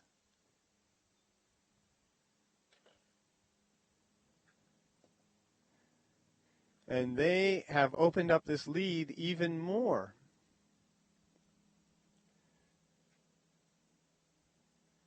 And on the outside, and now Occoquan, who was trailing, is now putting on a furious sprint. I don't think it's enough to catch the Craftsbury boat, but they have passed the Occoquan boat, or are even with the Occoquan boat.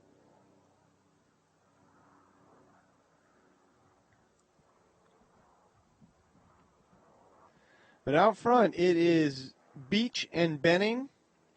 Beach, who rode earlier this morning in the lightweight event, lightweight single,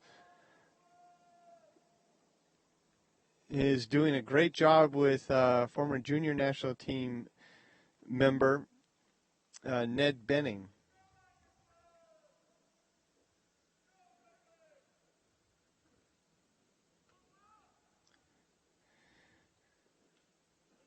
And to the line, it's Craftsbury.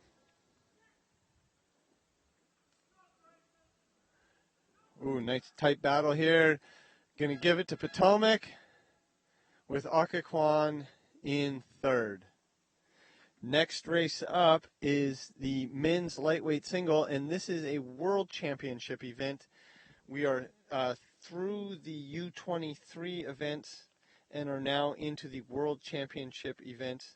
There is one U23 event at the end of the program, but right now, men's lightweight single, the winner here will go to the Senior World Championships, which are in Aiguebelette, France.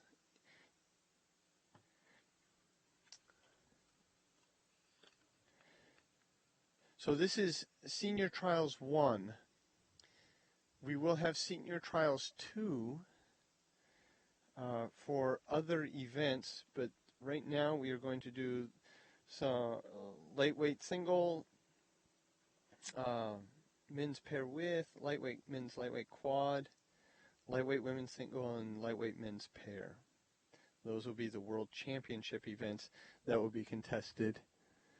And we're just a minute or two away from the men's single, men's lightweight single.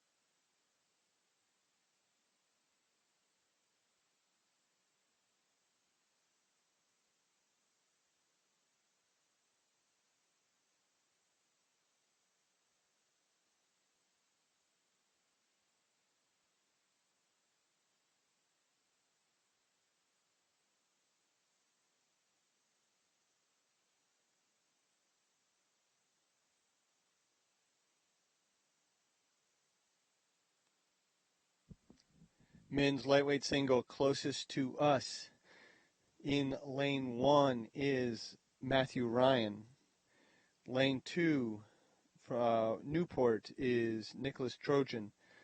Lane 3 from Riverside, Jacob Georgeson. And in lane 4 from New York AC is Richard Klein.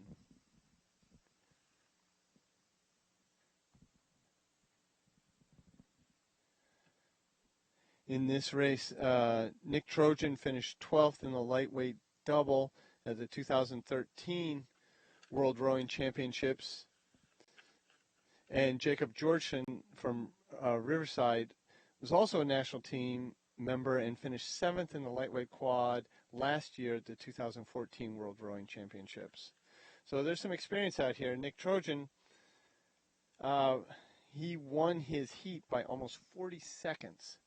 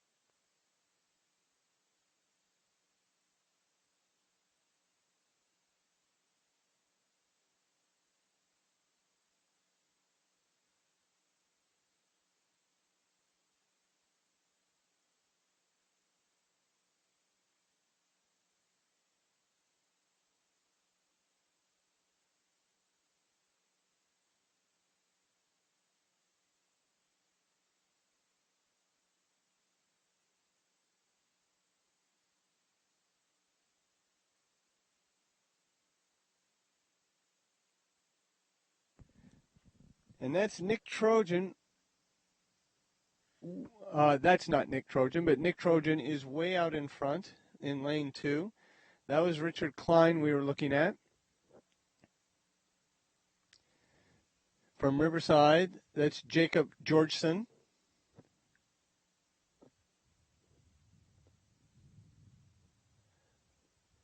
I'm sorry, that's lane 4. That's Richard Klein from New York AC.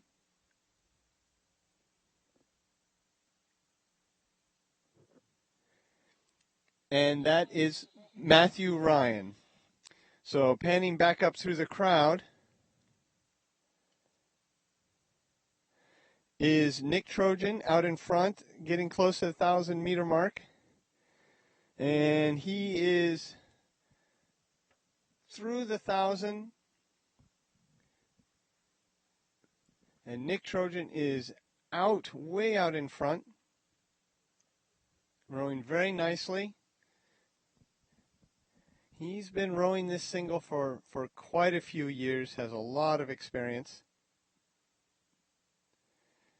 And earlier this winter, you may have followed his exploits. He rowed out to Catalina Island, out in California. I believe it was 15 miles or something like that. Open ocean rowing. He had a support boat. But doing some distance training that day. But he is well out in front with about 600 meters to go, 650 meters to go. You can see the other crews are trailing well behind him.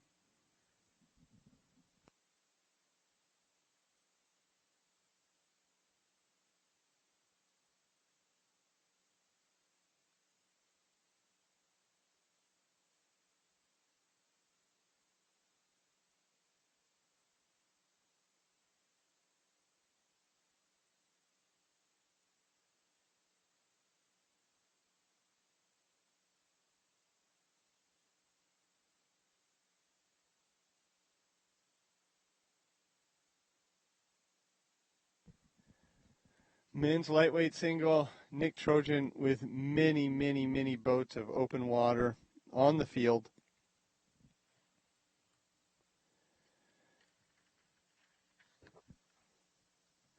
all things being equal, will earn himself a trip to the World Championships in Agbalet.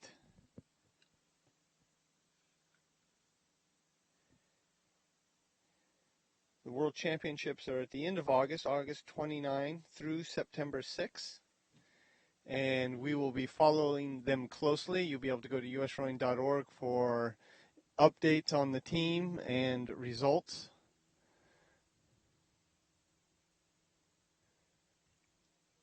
We will have a little press corps over there. We'll be sending back information on a regular basis.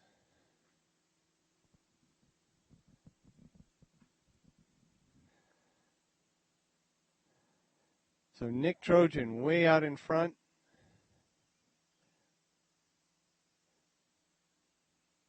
Putting his previous experience and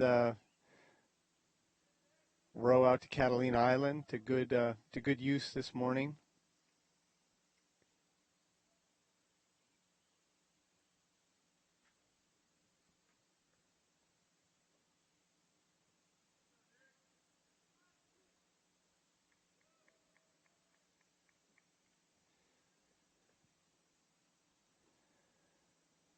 It's about 10 strokes to the line. It's Nick Trojan.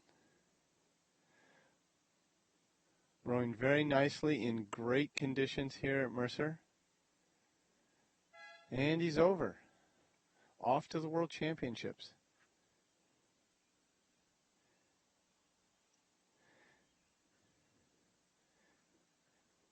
Rowing for Riverside is Jacob Georgeson. He'll be coming in second.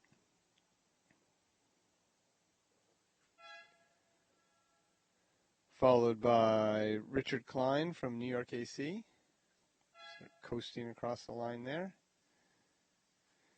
And then on the outside is Matthew Ryan from Undine. Next up is the women's lightweight single, and that's a two-boat race, and we'll be getting to that very shortly.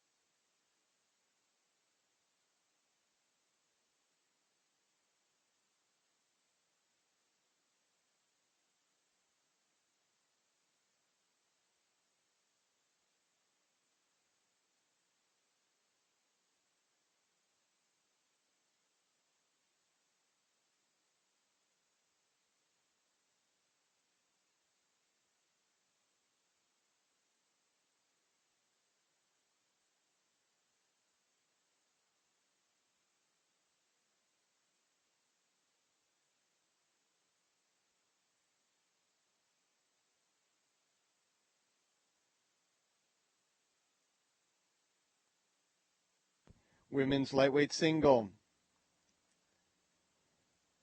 For the opportunity to race at the World Championships, lane 1 closest to the camera launch and also on the left-hand side from Vesper is Mary Jones. And in lane 2, unaffiliated is Kate Burko. Mary Jones from Vesper, national team member, finished 7th in the lightweight quad last year at the World Rowing Championships. And Kate Burko, also a national team member, bronze medal in the lightweight single in this event last year at the World Rowing Championships.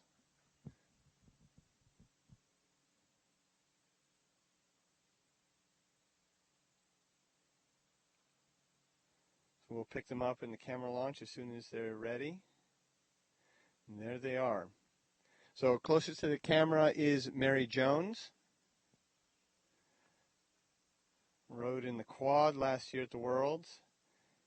And on the outside, rowing unaffiliated, is Kate Burko, who rowed in this event at the World Championships last year. And right now, it is two boats side by side.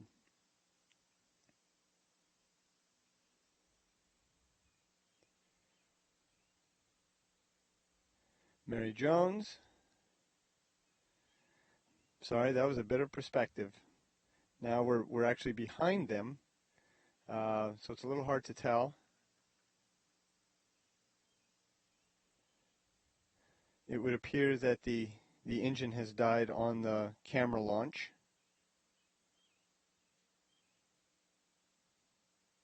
So that was the reason for that radical change in perspective.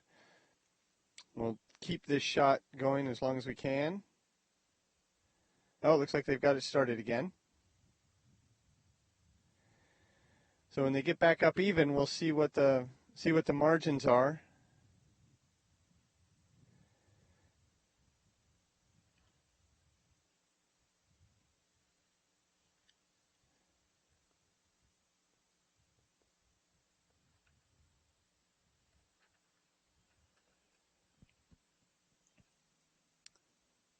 Mary Jones, Kate Burko.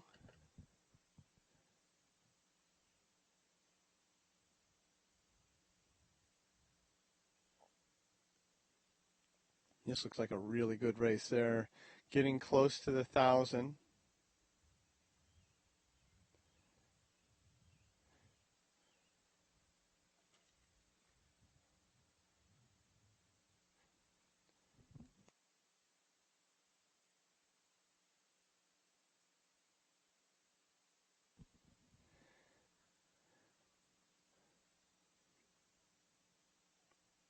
Past the 750 to go.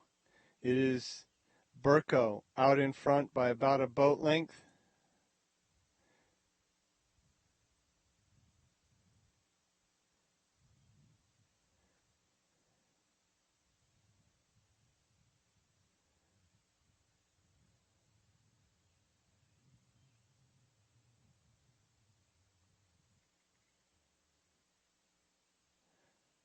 Sorry, check that. That's through the 1,000.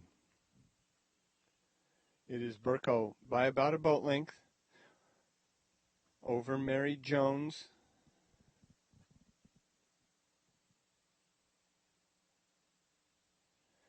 Burko in this event last year, Jones in the quad.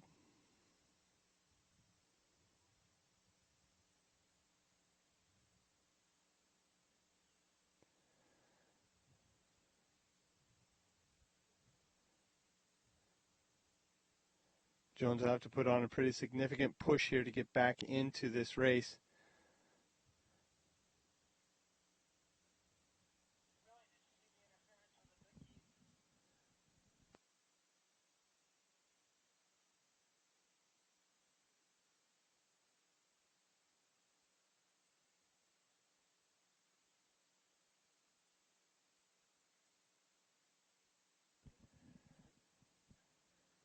So Burko out front with about 650 to go.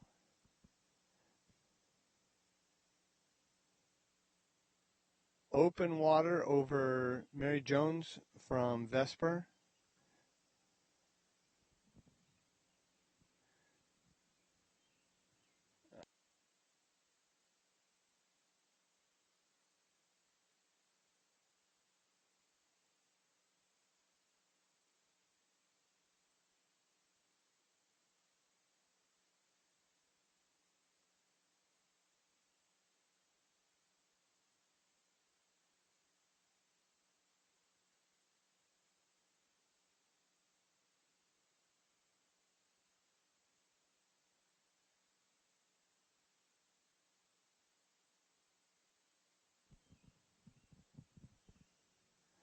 Changing perspective from the finish tower.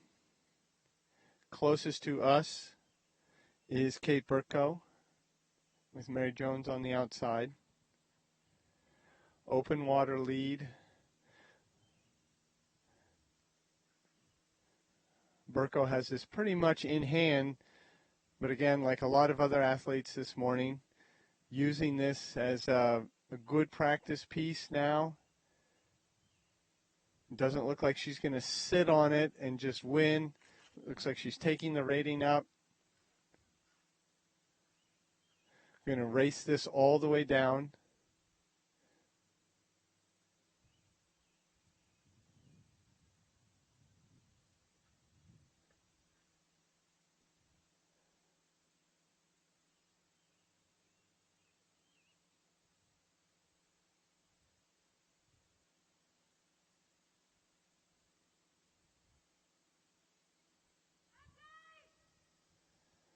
Hear the fans on the far shore yelling for their favorites.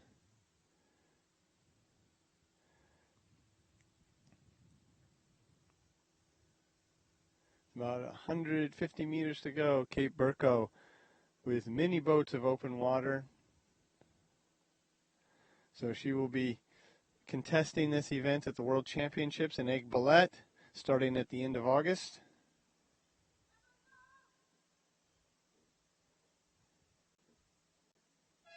Burko across.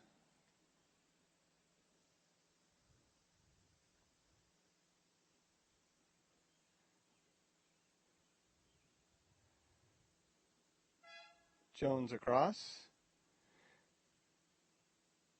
All right. Next up is the men's lightweight pair. And we'll bring that to you shortly.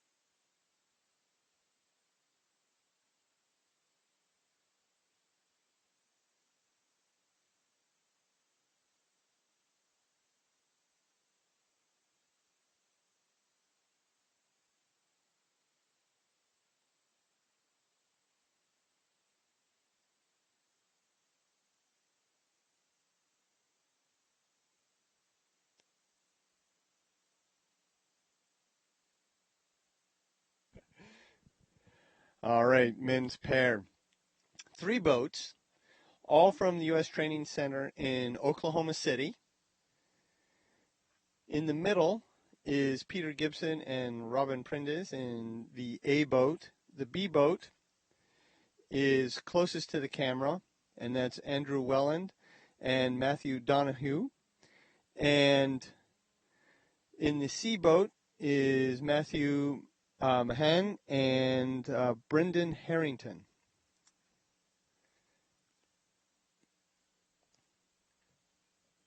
All 6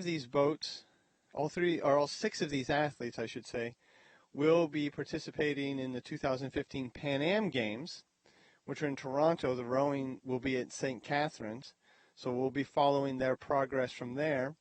And then the winner here will race at the World Championships in Aiguebelette.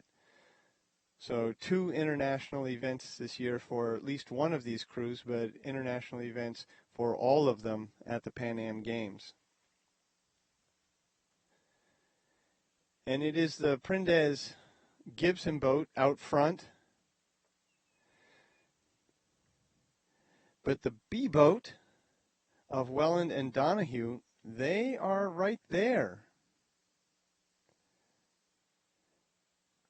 Angle's a little hard to tell. I think the camera launches a little bit ahead, but it looks like bow at least on stroke seat. If the angle were a little correct or a little straighter, let's see. So at 1,000 meters, Gibson and Prindez out in front, rowing very nicely in this pair. And we'll back out a little bit. We'll see where this other pair is. There they are. About 3/4 of a boat length down. And the C pair of Mahan and Harrington is off the pace.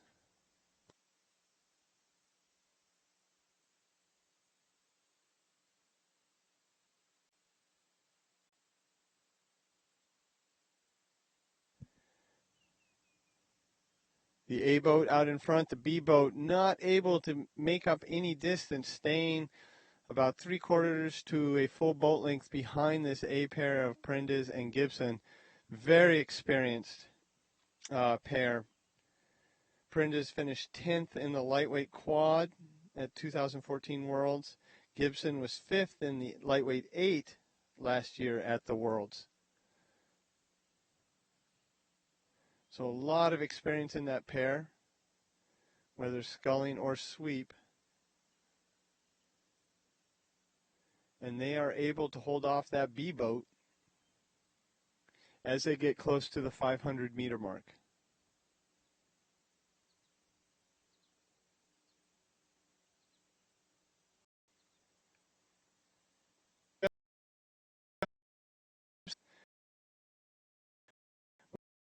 Lead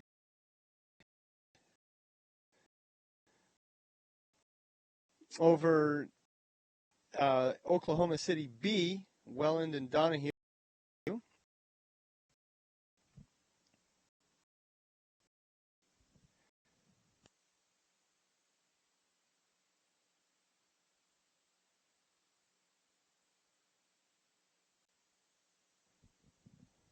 The perspective is reversed from the top of the finish tower. The C boat is on the left-hand side, trailing. In the middle is Prindez and Gibson out in front.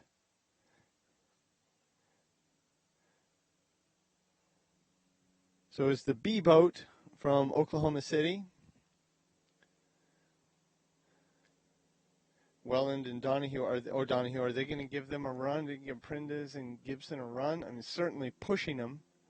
Just right there, any mistake by the lead boat, and this B boat from Oklahoma City would jump all over it. Odds are the A boat from Oklahoma City, Prindez and Gibson, are not going to make a mistake.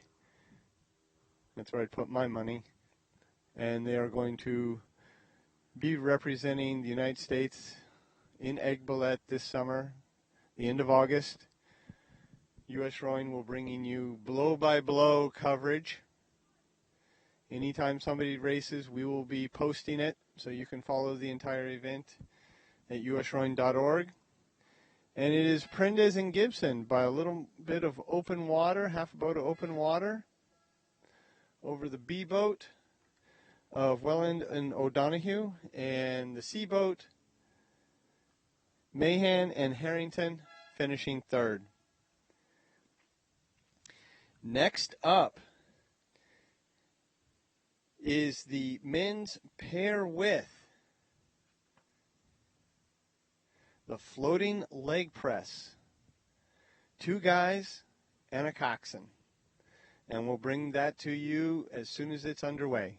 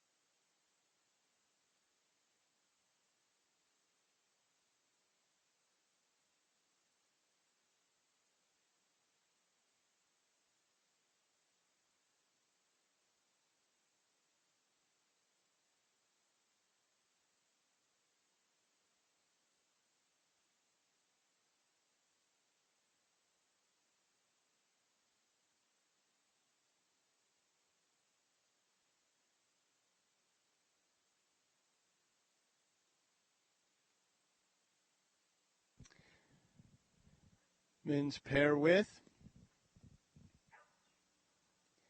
closest to the camera from CRI in Boston, Adam Randall and Lucas Wilhelm. Lane 2, Pin AC and Vesper combination, Eric Winstead, Taylor Brown, and Jacob Mendelson. The coxswain for the CRI boat is Jack Robinson.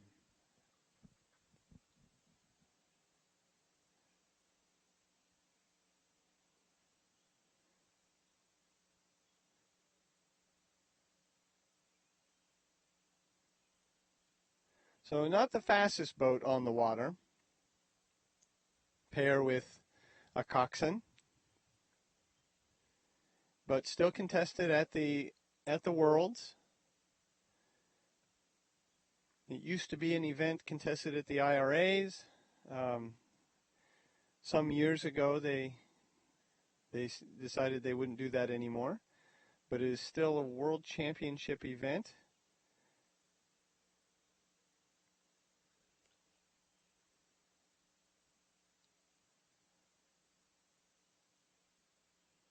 And here they come, up getting close to the camera boat. As they get closer, we'll see what the margins are.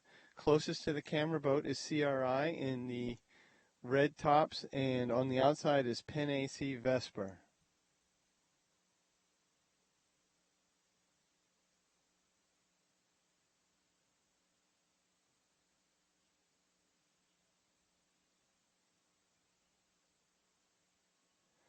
Looks like these boats are still really close together as they go through the 500-meter mark.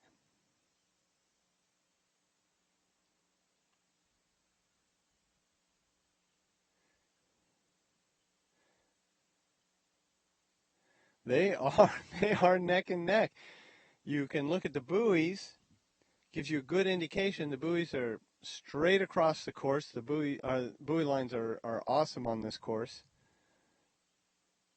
Look at these two boats. On the outside, the Penn AC Vesper boat taking a little bit of advantage here, and they have a deck length over CRI. But it's a long race, so don't count out CRI.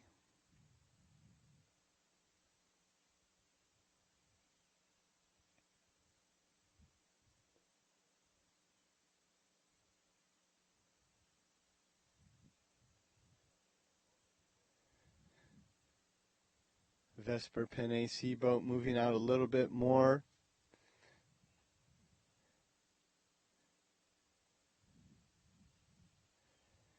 The Vesper Penn AC boat did win the time trial, and the athletes in the boat are former national team members, so there's a lot of experience there.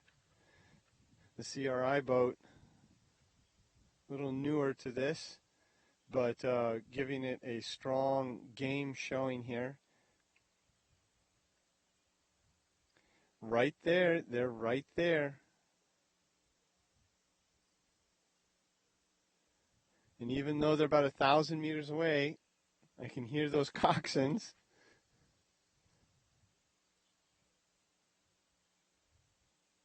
Looking at CRI, they're about a boat length, so we'll find out right now. Little bit of open water behind the behind the Winstead, Brown, and Mendelson boat.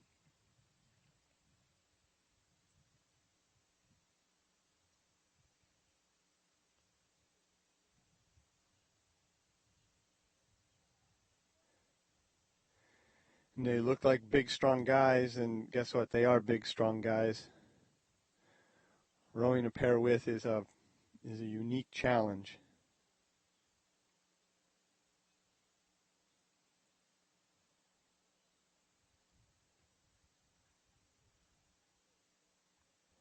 Looking good out in front with about 650 meters to go. It's Winstead, Brown, and Mendelson.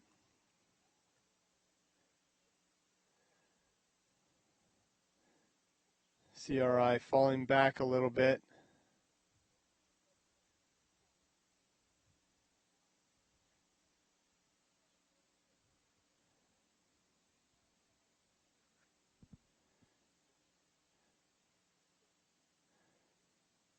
.500 meters, and it is about a boat and a half of open water for the Vesper Penn AC combo over CRI.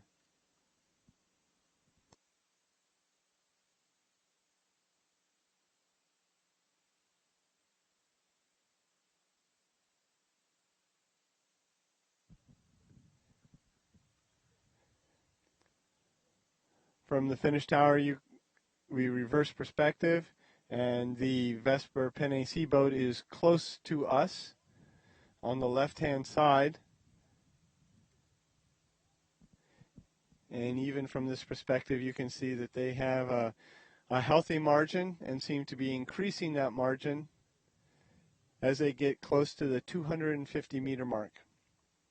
The buoys will change color. They go from yellow to red, and that indicates 250 meters to go.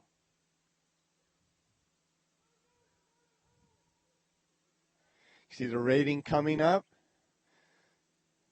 They're pushing this all the way to the end. Even though they have a significant lead, they're going to make a race of it for themselves.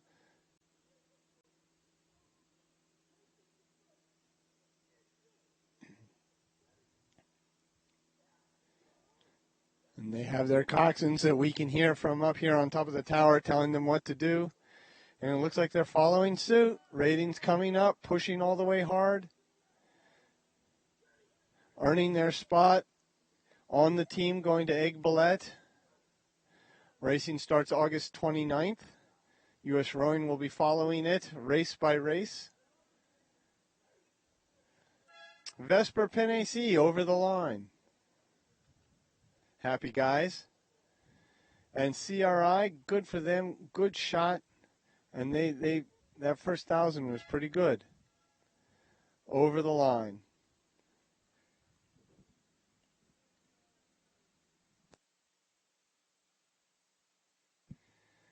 Up next is a lightweight men's quad, and that'll be coming to you in a couple minutes.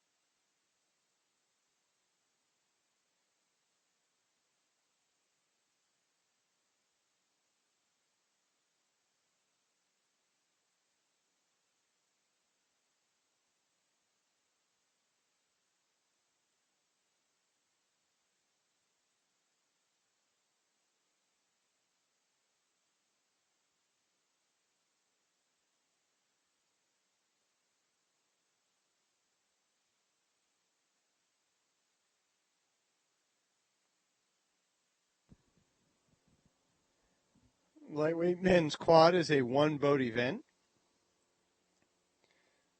Per the U.S. Rowing rules, selection procedures for the World Championships, they have to go down the course. So here they go.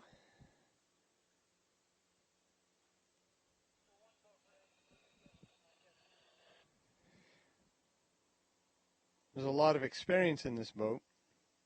Two-seat Matt O'Leary is a national team member. Three-seat Colin Etheridge from Malta was 7th in the lightweight quad at the 2013 Worlds. And stroke seat Austin Meyer from Cambridge Boat Club is an 8-time national team member, finished 10th in the lightweight double last year at the Worlds, and will be representing the U.S. in the lightweight double at the Pan Am Games in about a month. And then a month later, he'll be heading off to Egg Ballet to compete in the quad. So we're just going to watch these guys row. Very nice rowing from this quad. A lot of experience. Again, using this opportunity to go down the course. A little bit of pressure, even though there's nobody with them, but you start with an official start. You have to follow all the official procedures. So it just adds a little something extra. It's not just a 2,000-meter practice piece. And it certainly looks like they're taking it seriously and using it as an opportunity to increase their speed for the World Championships. So we'll just watch these guys row for a little while.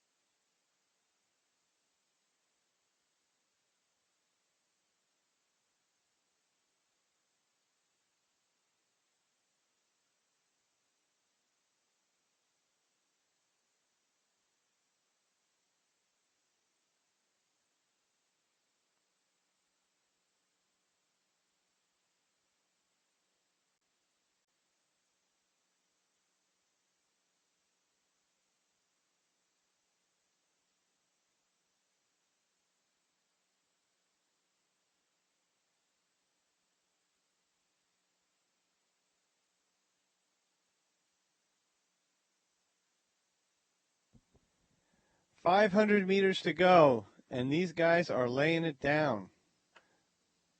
Looking very sharp. And the word from the camera launch is that they have not let up at all. They are just pushing, pushing, pushing.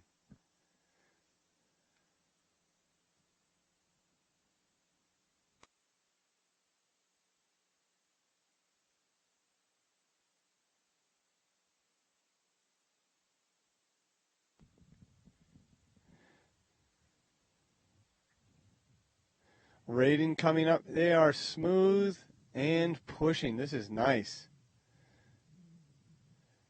Taking advantage of the opportunity to go down a course during a quote race.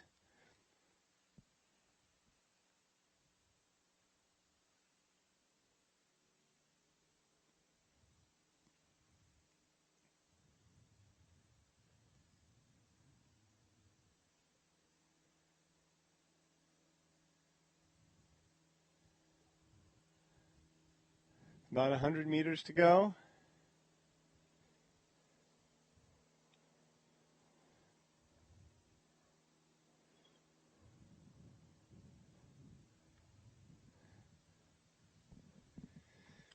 Matt O'Leary, Colin Etheridge, Austin Meyer, and Hugh McAdam coming across the line.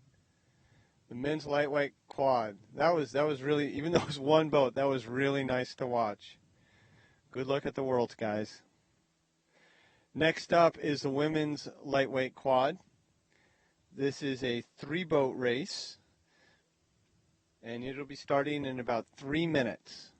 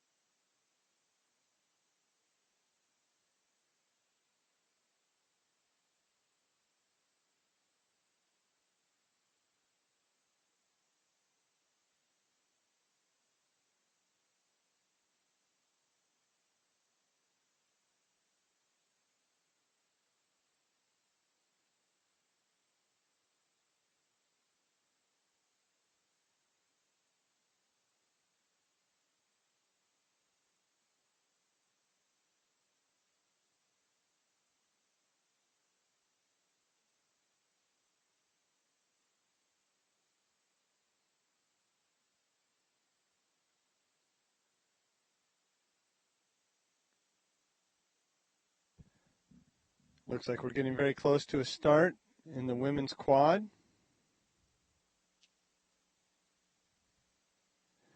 Lane 1, closest to the camera here and in the camera launch, is Riverside, Hillary Sager, Lauren Ayers, Aaron Roberts, Mary Foster. In the middle is GMS Potomac SoCal combo, and that's Michaela Copenhaver, Morgan McGovern, Emily Schmeg, and Catherine Shiro. On the far side is Vesper, Liz Euler, Kara Stawicki, Mary McGinnis, and Helen Tompkins.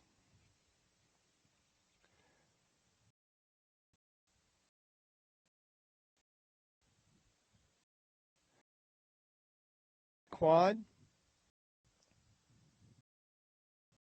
We'll pick it up and see the margins as soon as we can when the camera launch gets into position.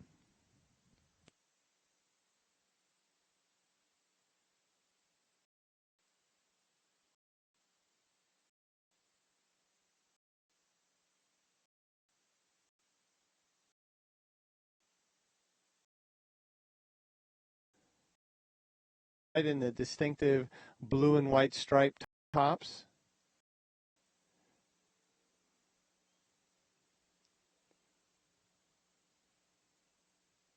About a half a boat length lead here, maybe a little bit more. Vesper in second place on the far side there.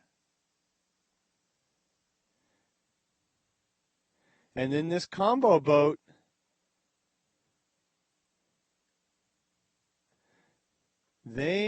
it looks like they're moving up. There you can see the stern of the Vesper boat, and they were down a bit, but look, they are coming back. Riverside still ahead by 3/4 of a boat length as they get close to the 1,000-meter mark. That bench is about the 1,000-meter mark.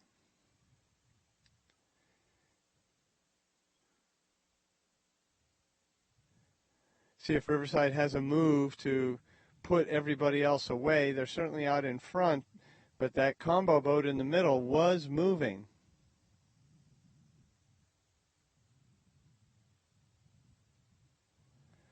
So it's a boat length for Riverside over the combo boat, which has about a half a deck over Vesper. So this combo boat needs to, if they can keep moving, they may get back into this Riverside boat, but Riverside has the advantage of seeing them directly, and they can counter very easily any move that this combo boat makes. So Riverside maintaining this boat length lead.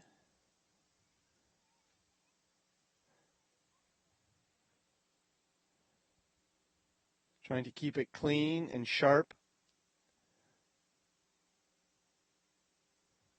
So they know any sort of bobble or whatnot will be taken advantage of by the other two boats, who are just not that far behind, even though they're boat length behind. There you can see the bow of that combo boat.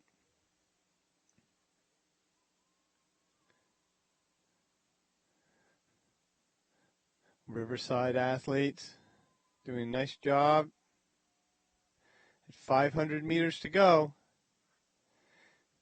They still maintain that boat length lead. It's a little less than a boat length. That's a combo boat.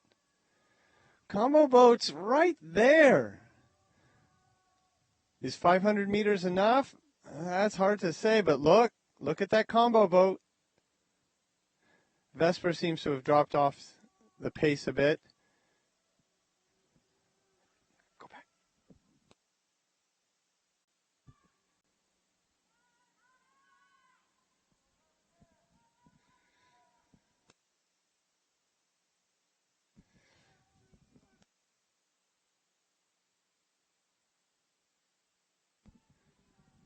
Riverside maintaining that lead. That sprint, they were able to push back out in front of that combo boat. So it's bow over stern for that combo boat, but with less than 200 meters to go, 150 meters to go, that would be a pretty serious push, but they're going to try. They are pushing.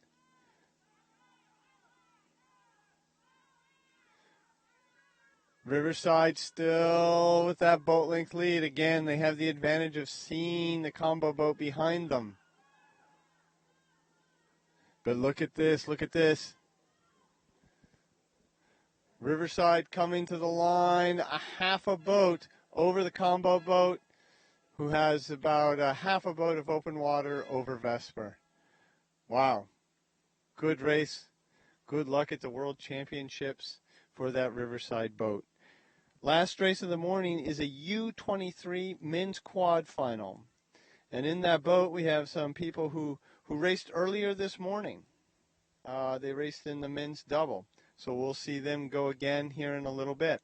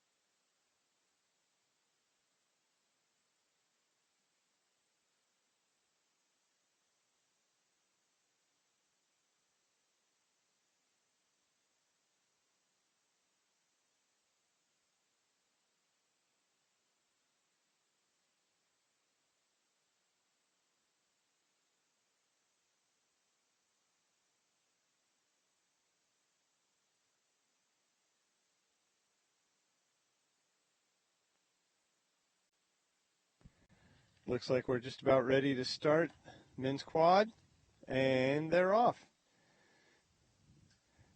Again, another boat doing a time trial.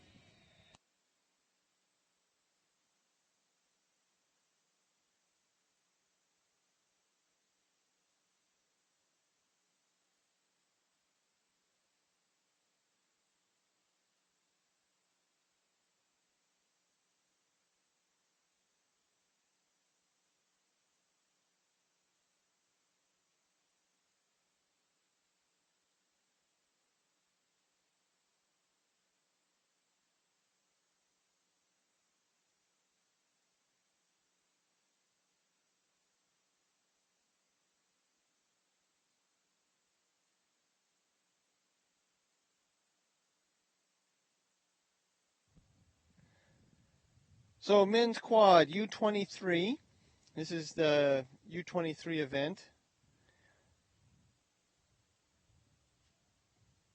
Chris Pang, William Bernstein, Garrett Overholser, and Grayson Stiegler, rowing for Potomac.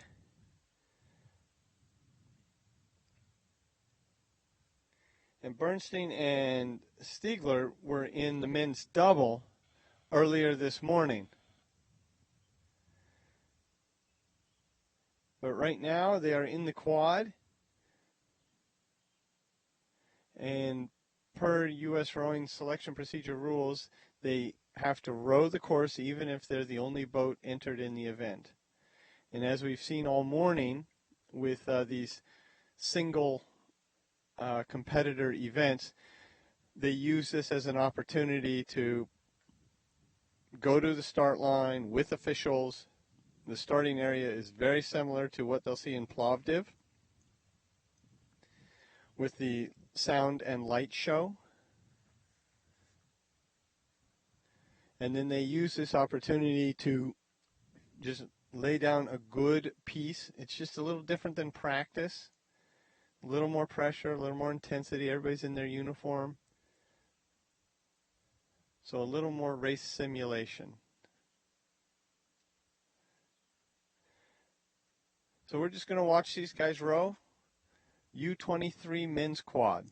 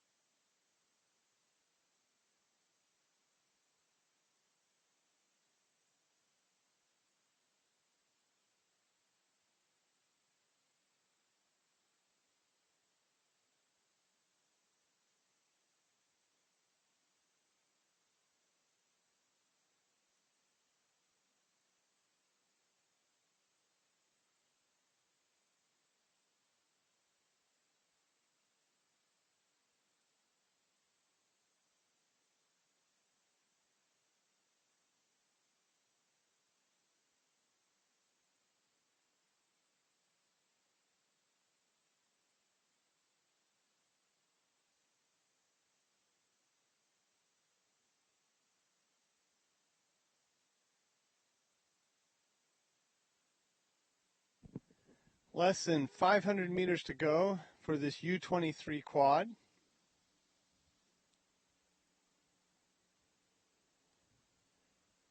U.S. Rowing will be following the progress of all the teams in Plovdiv.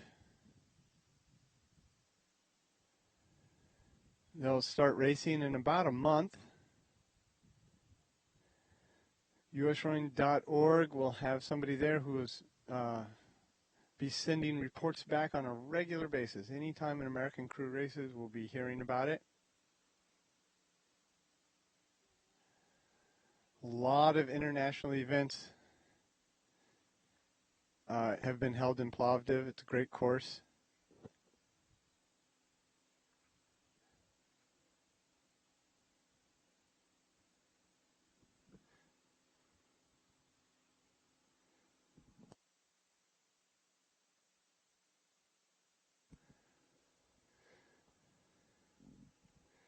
All right, coming to the line, last few strokes.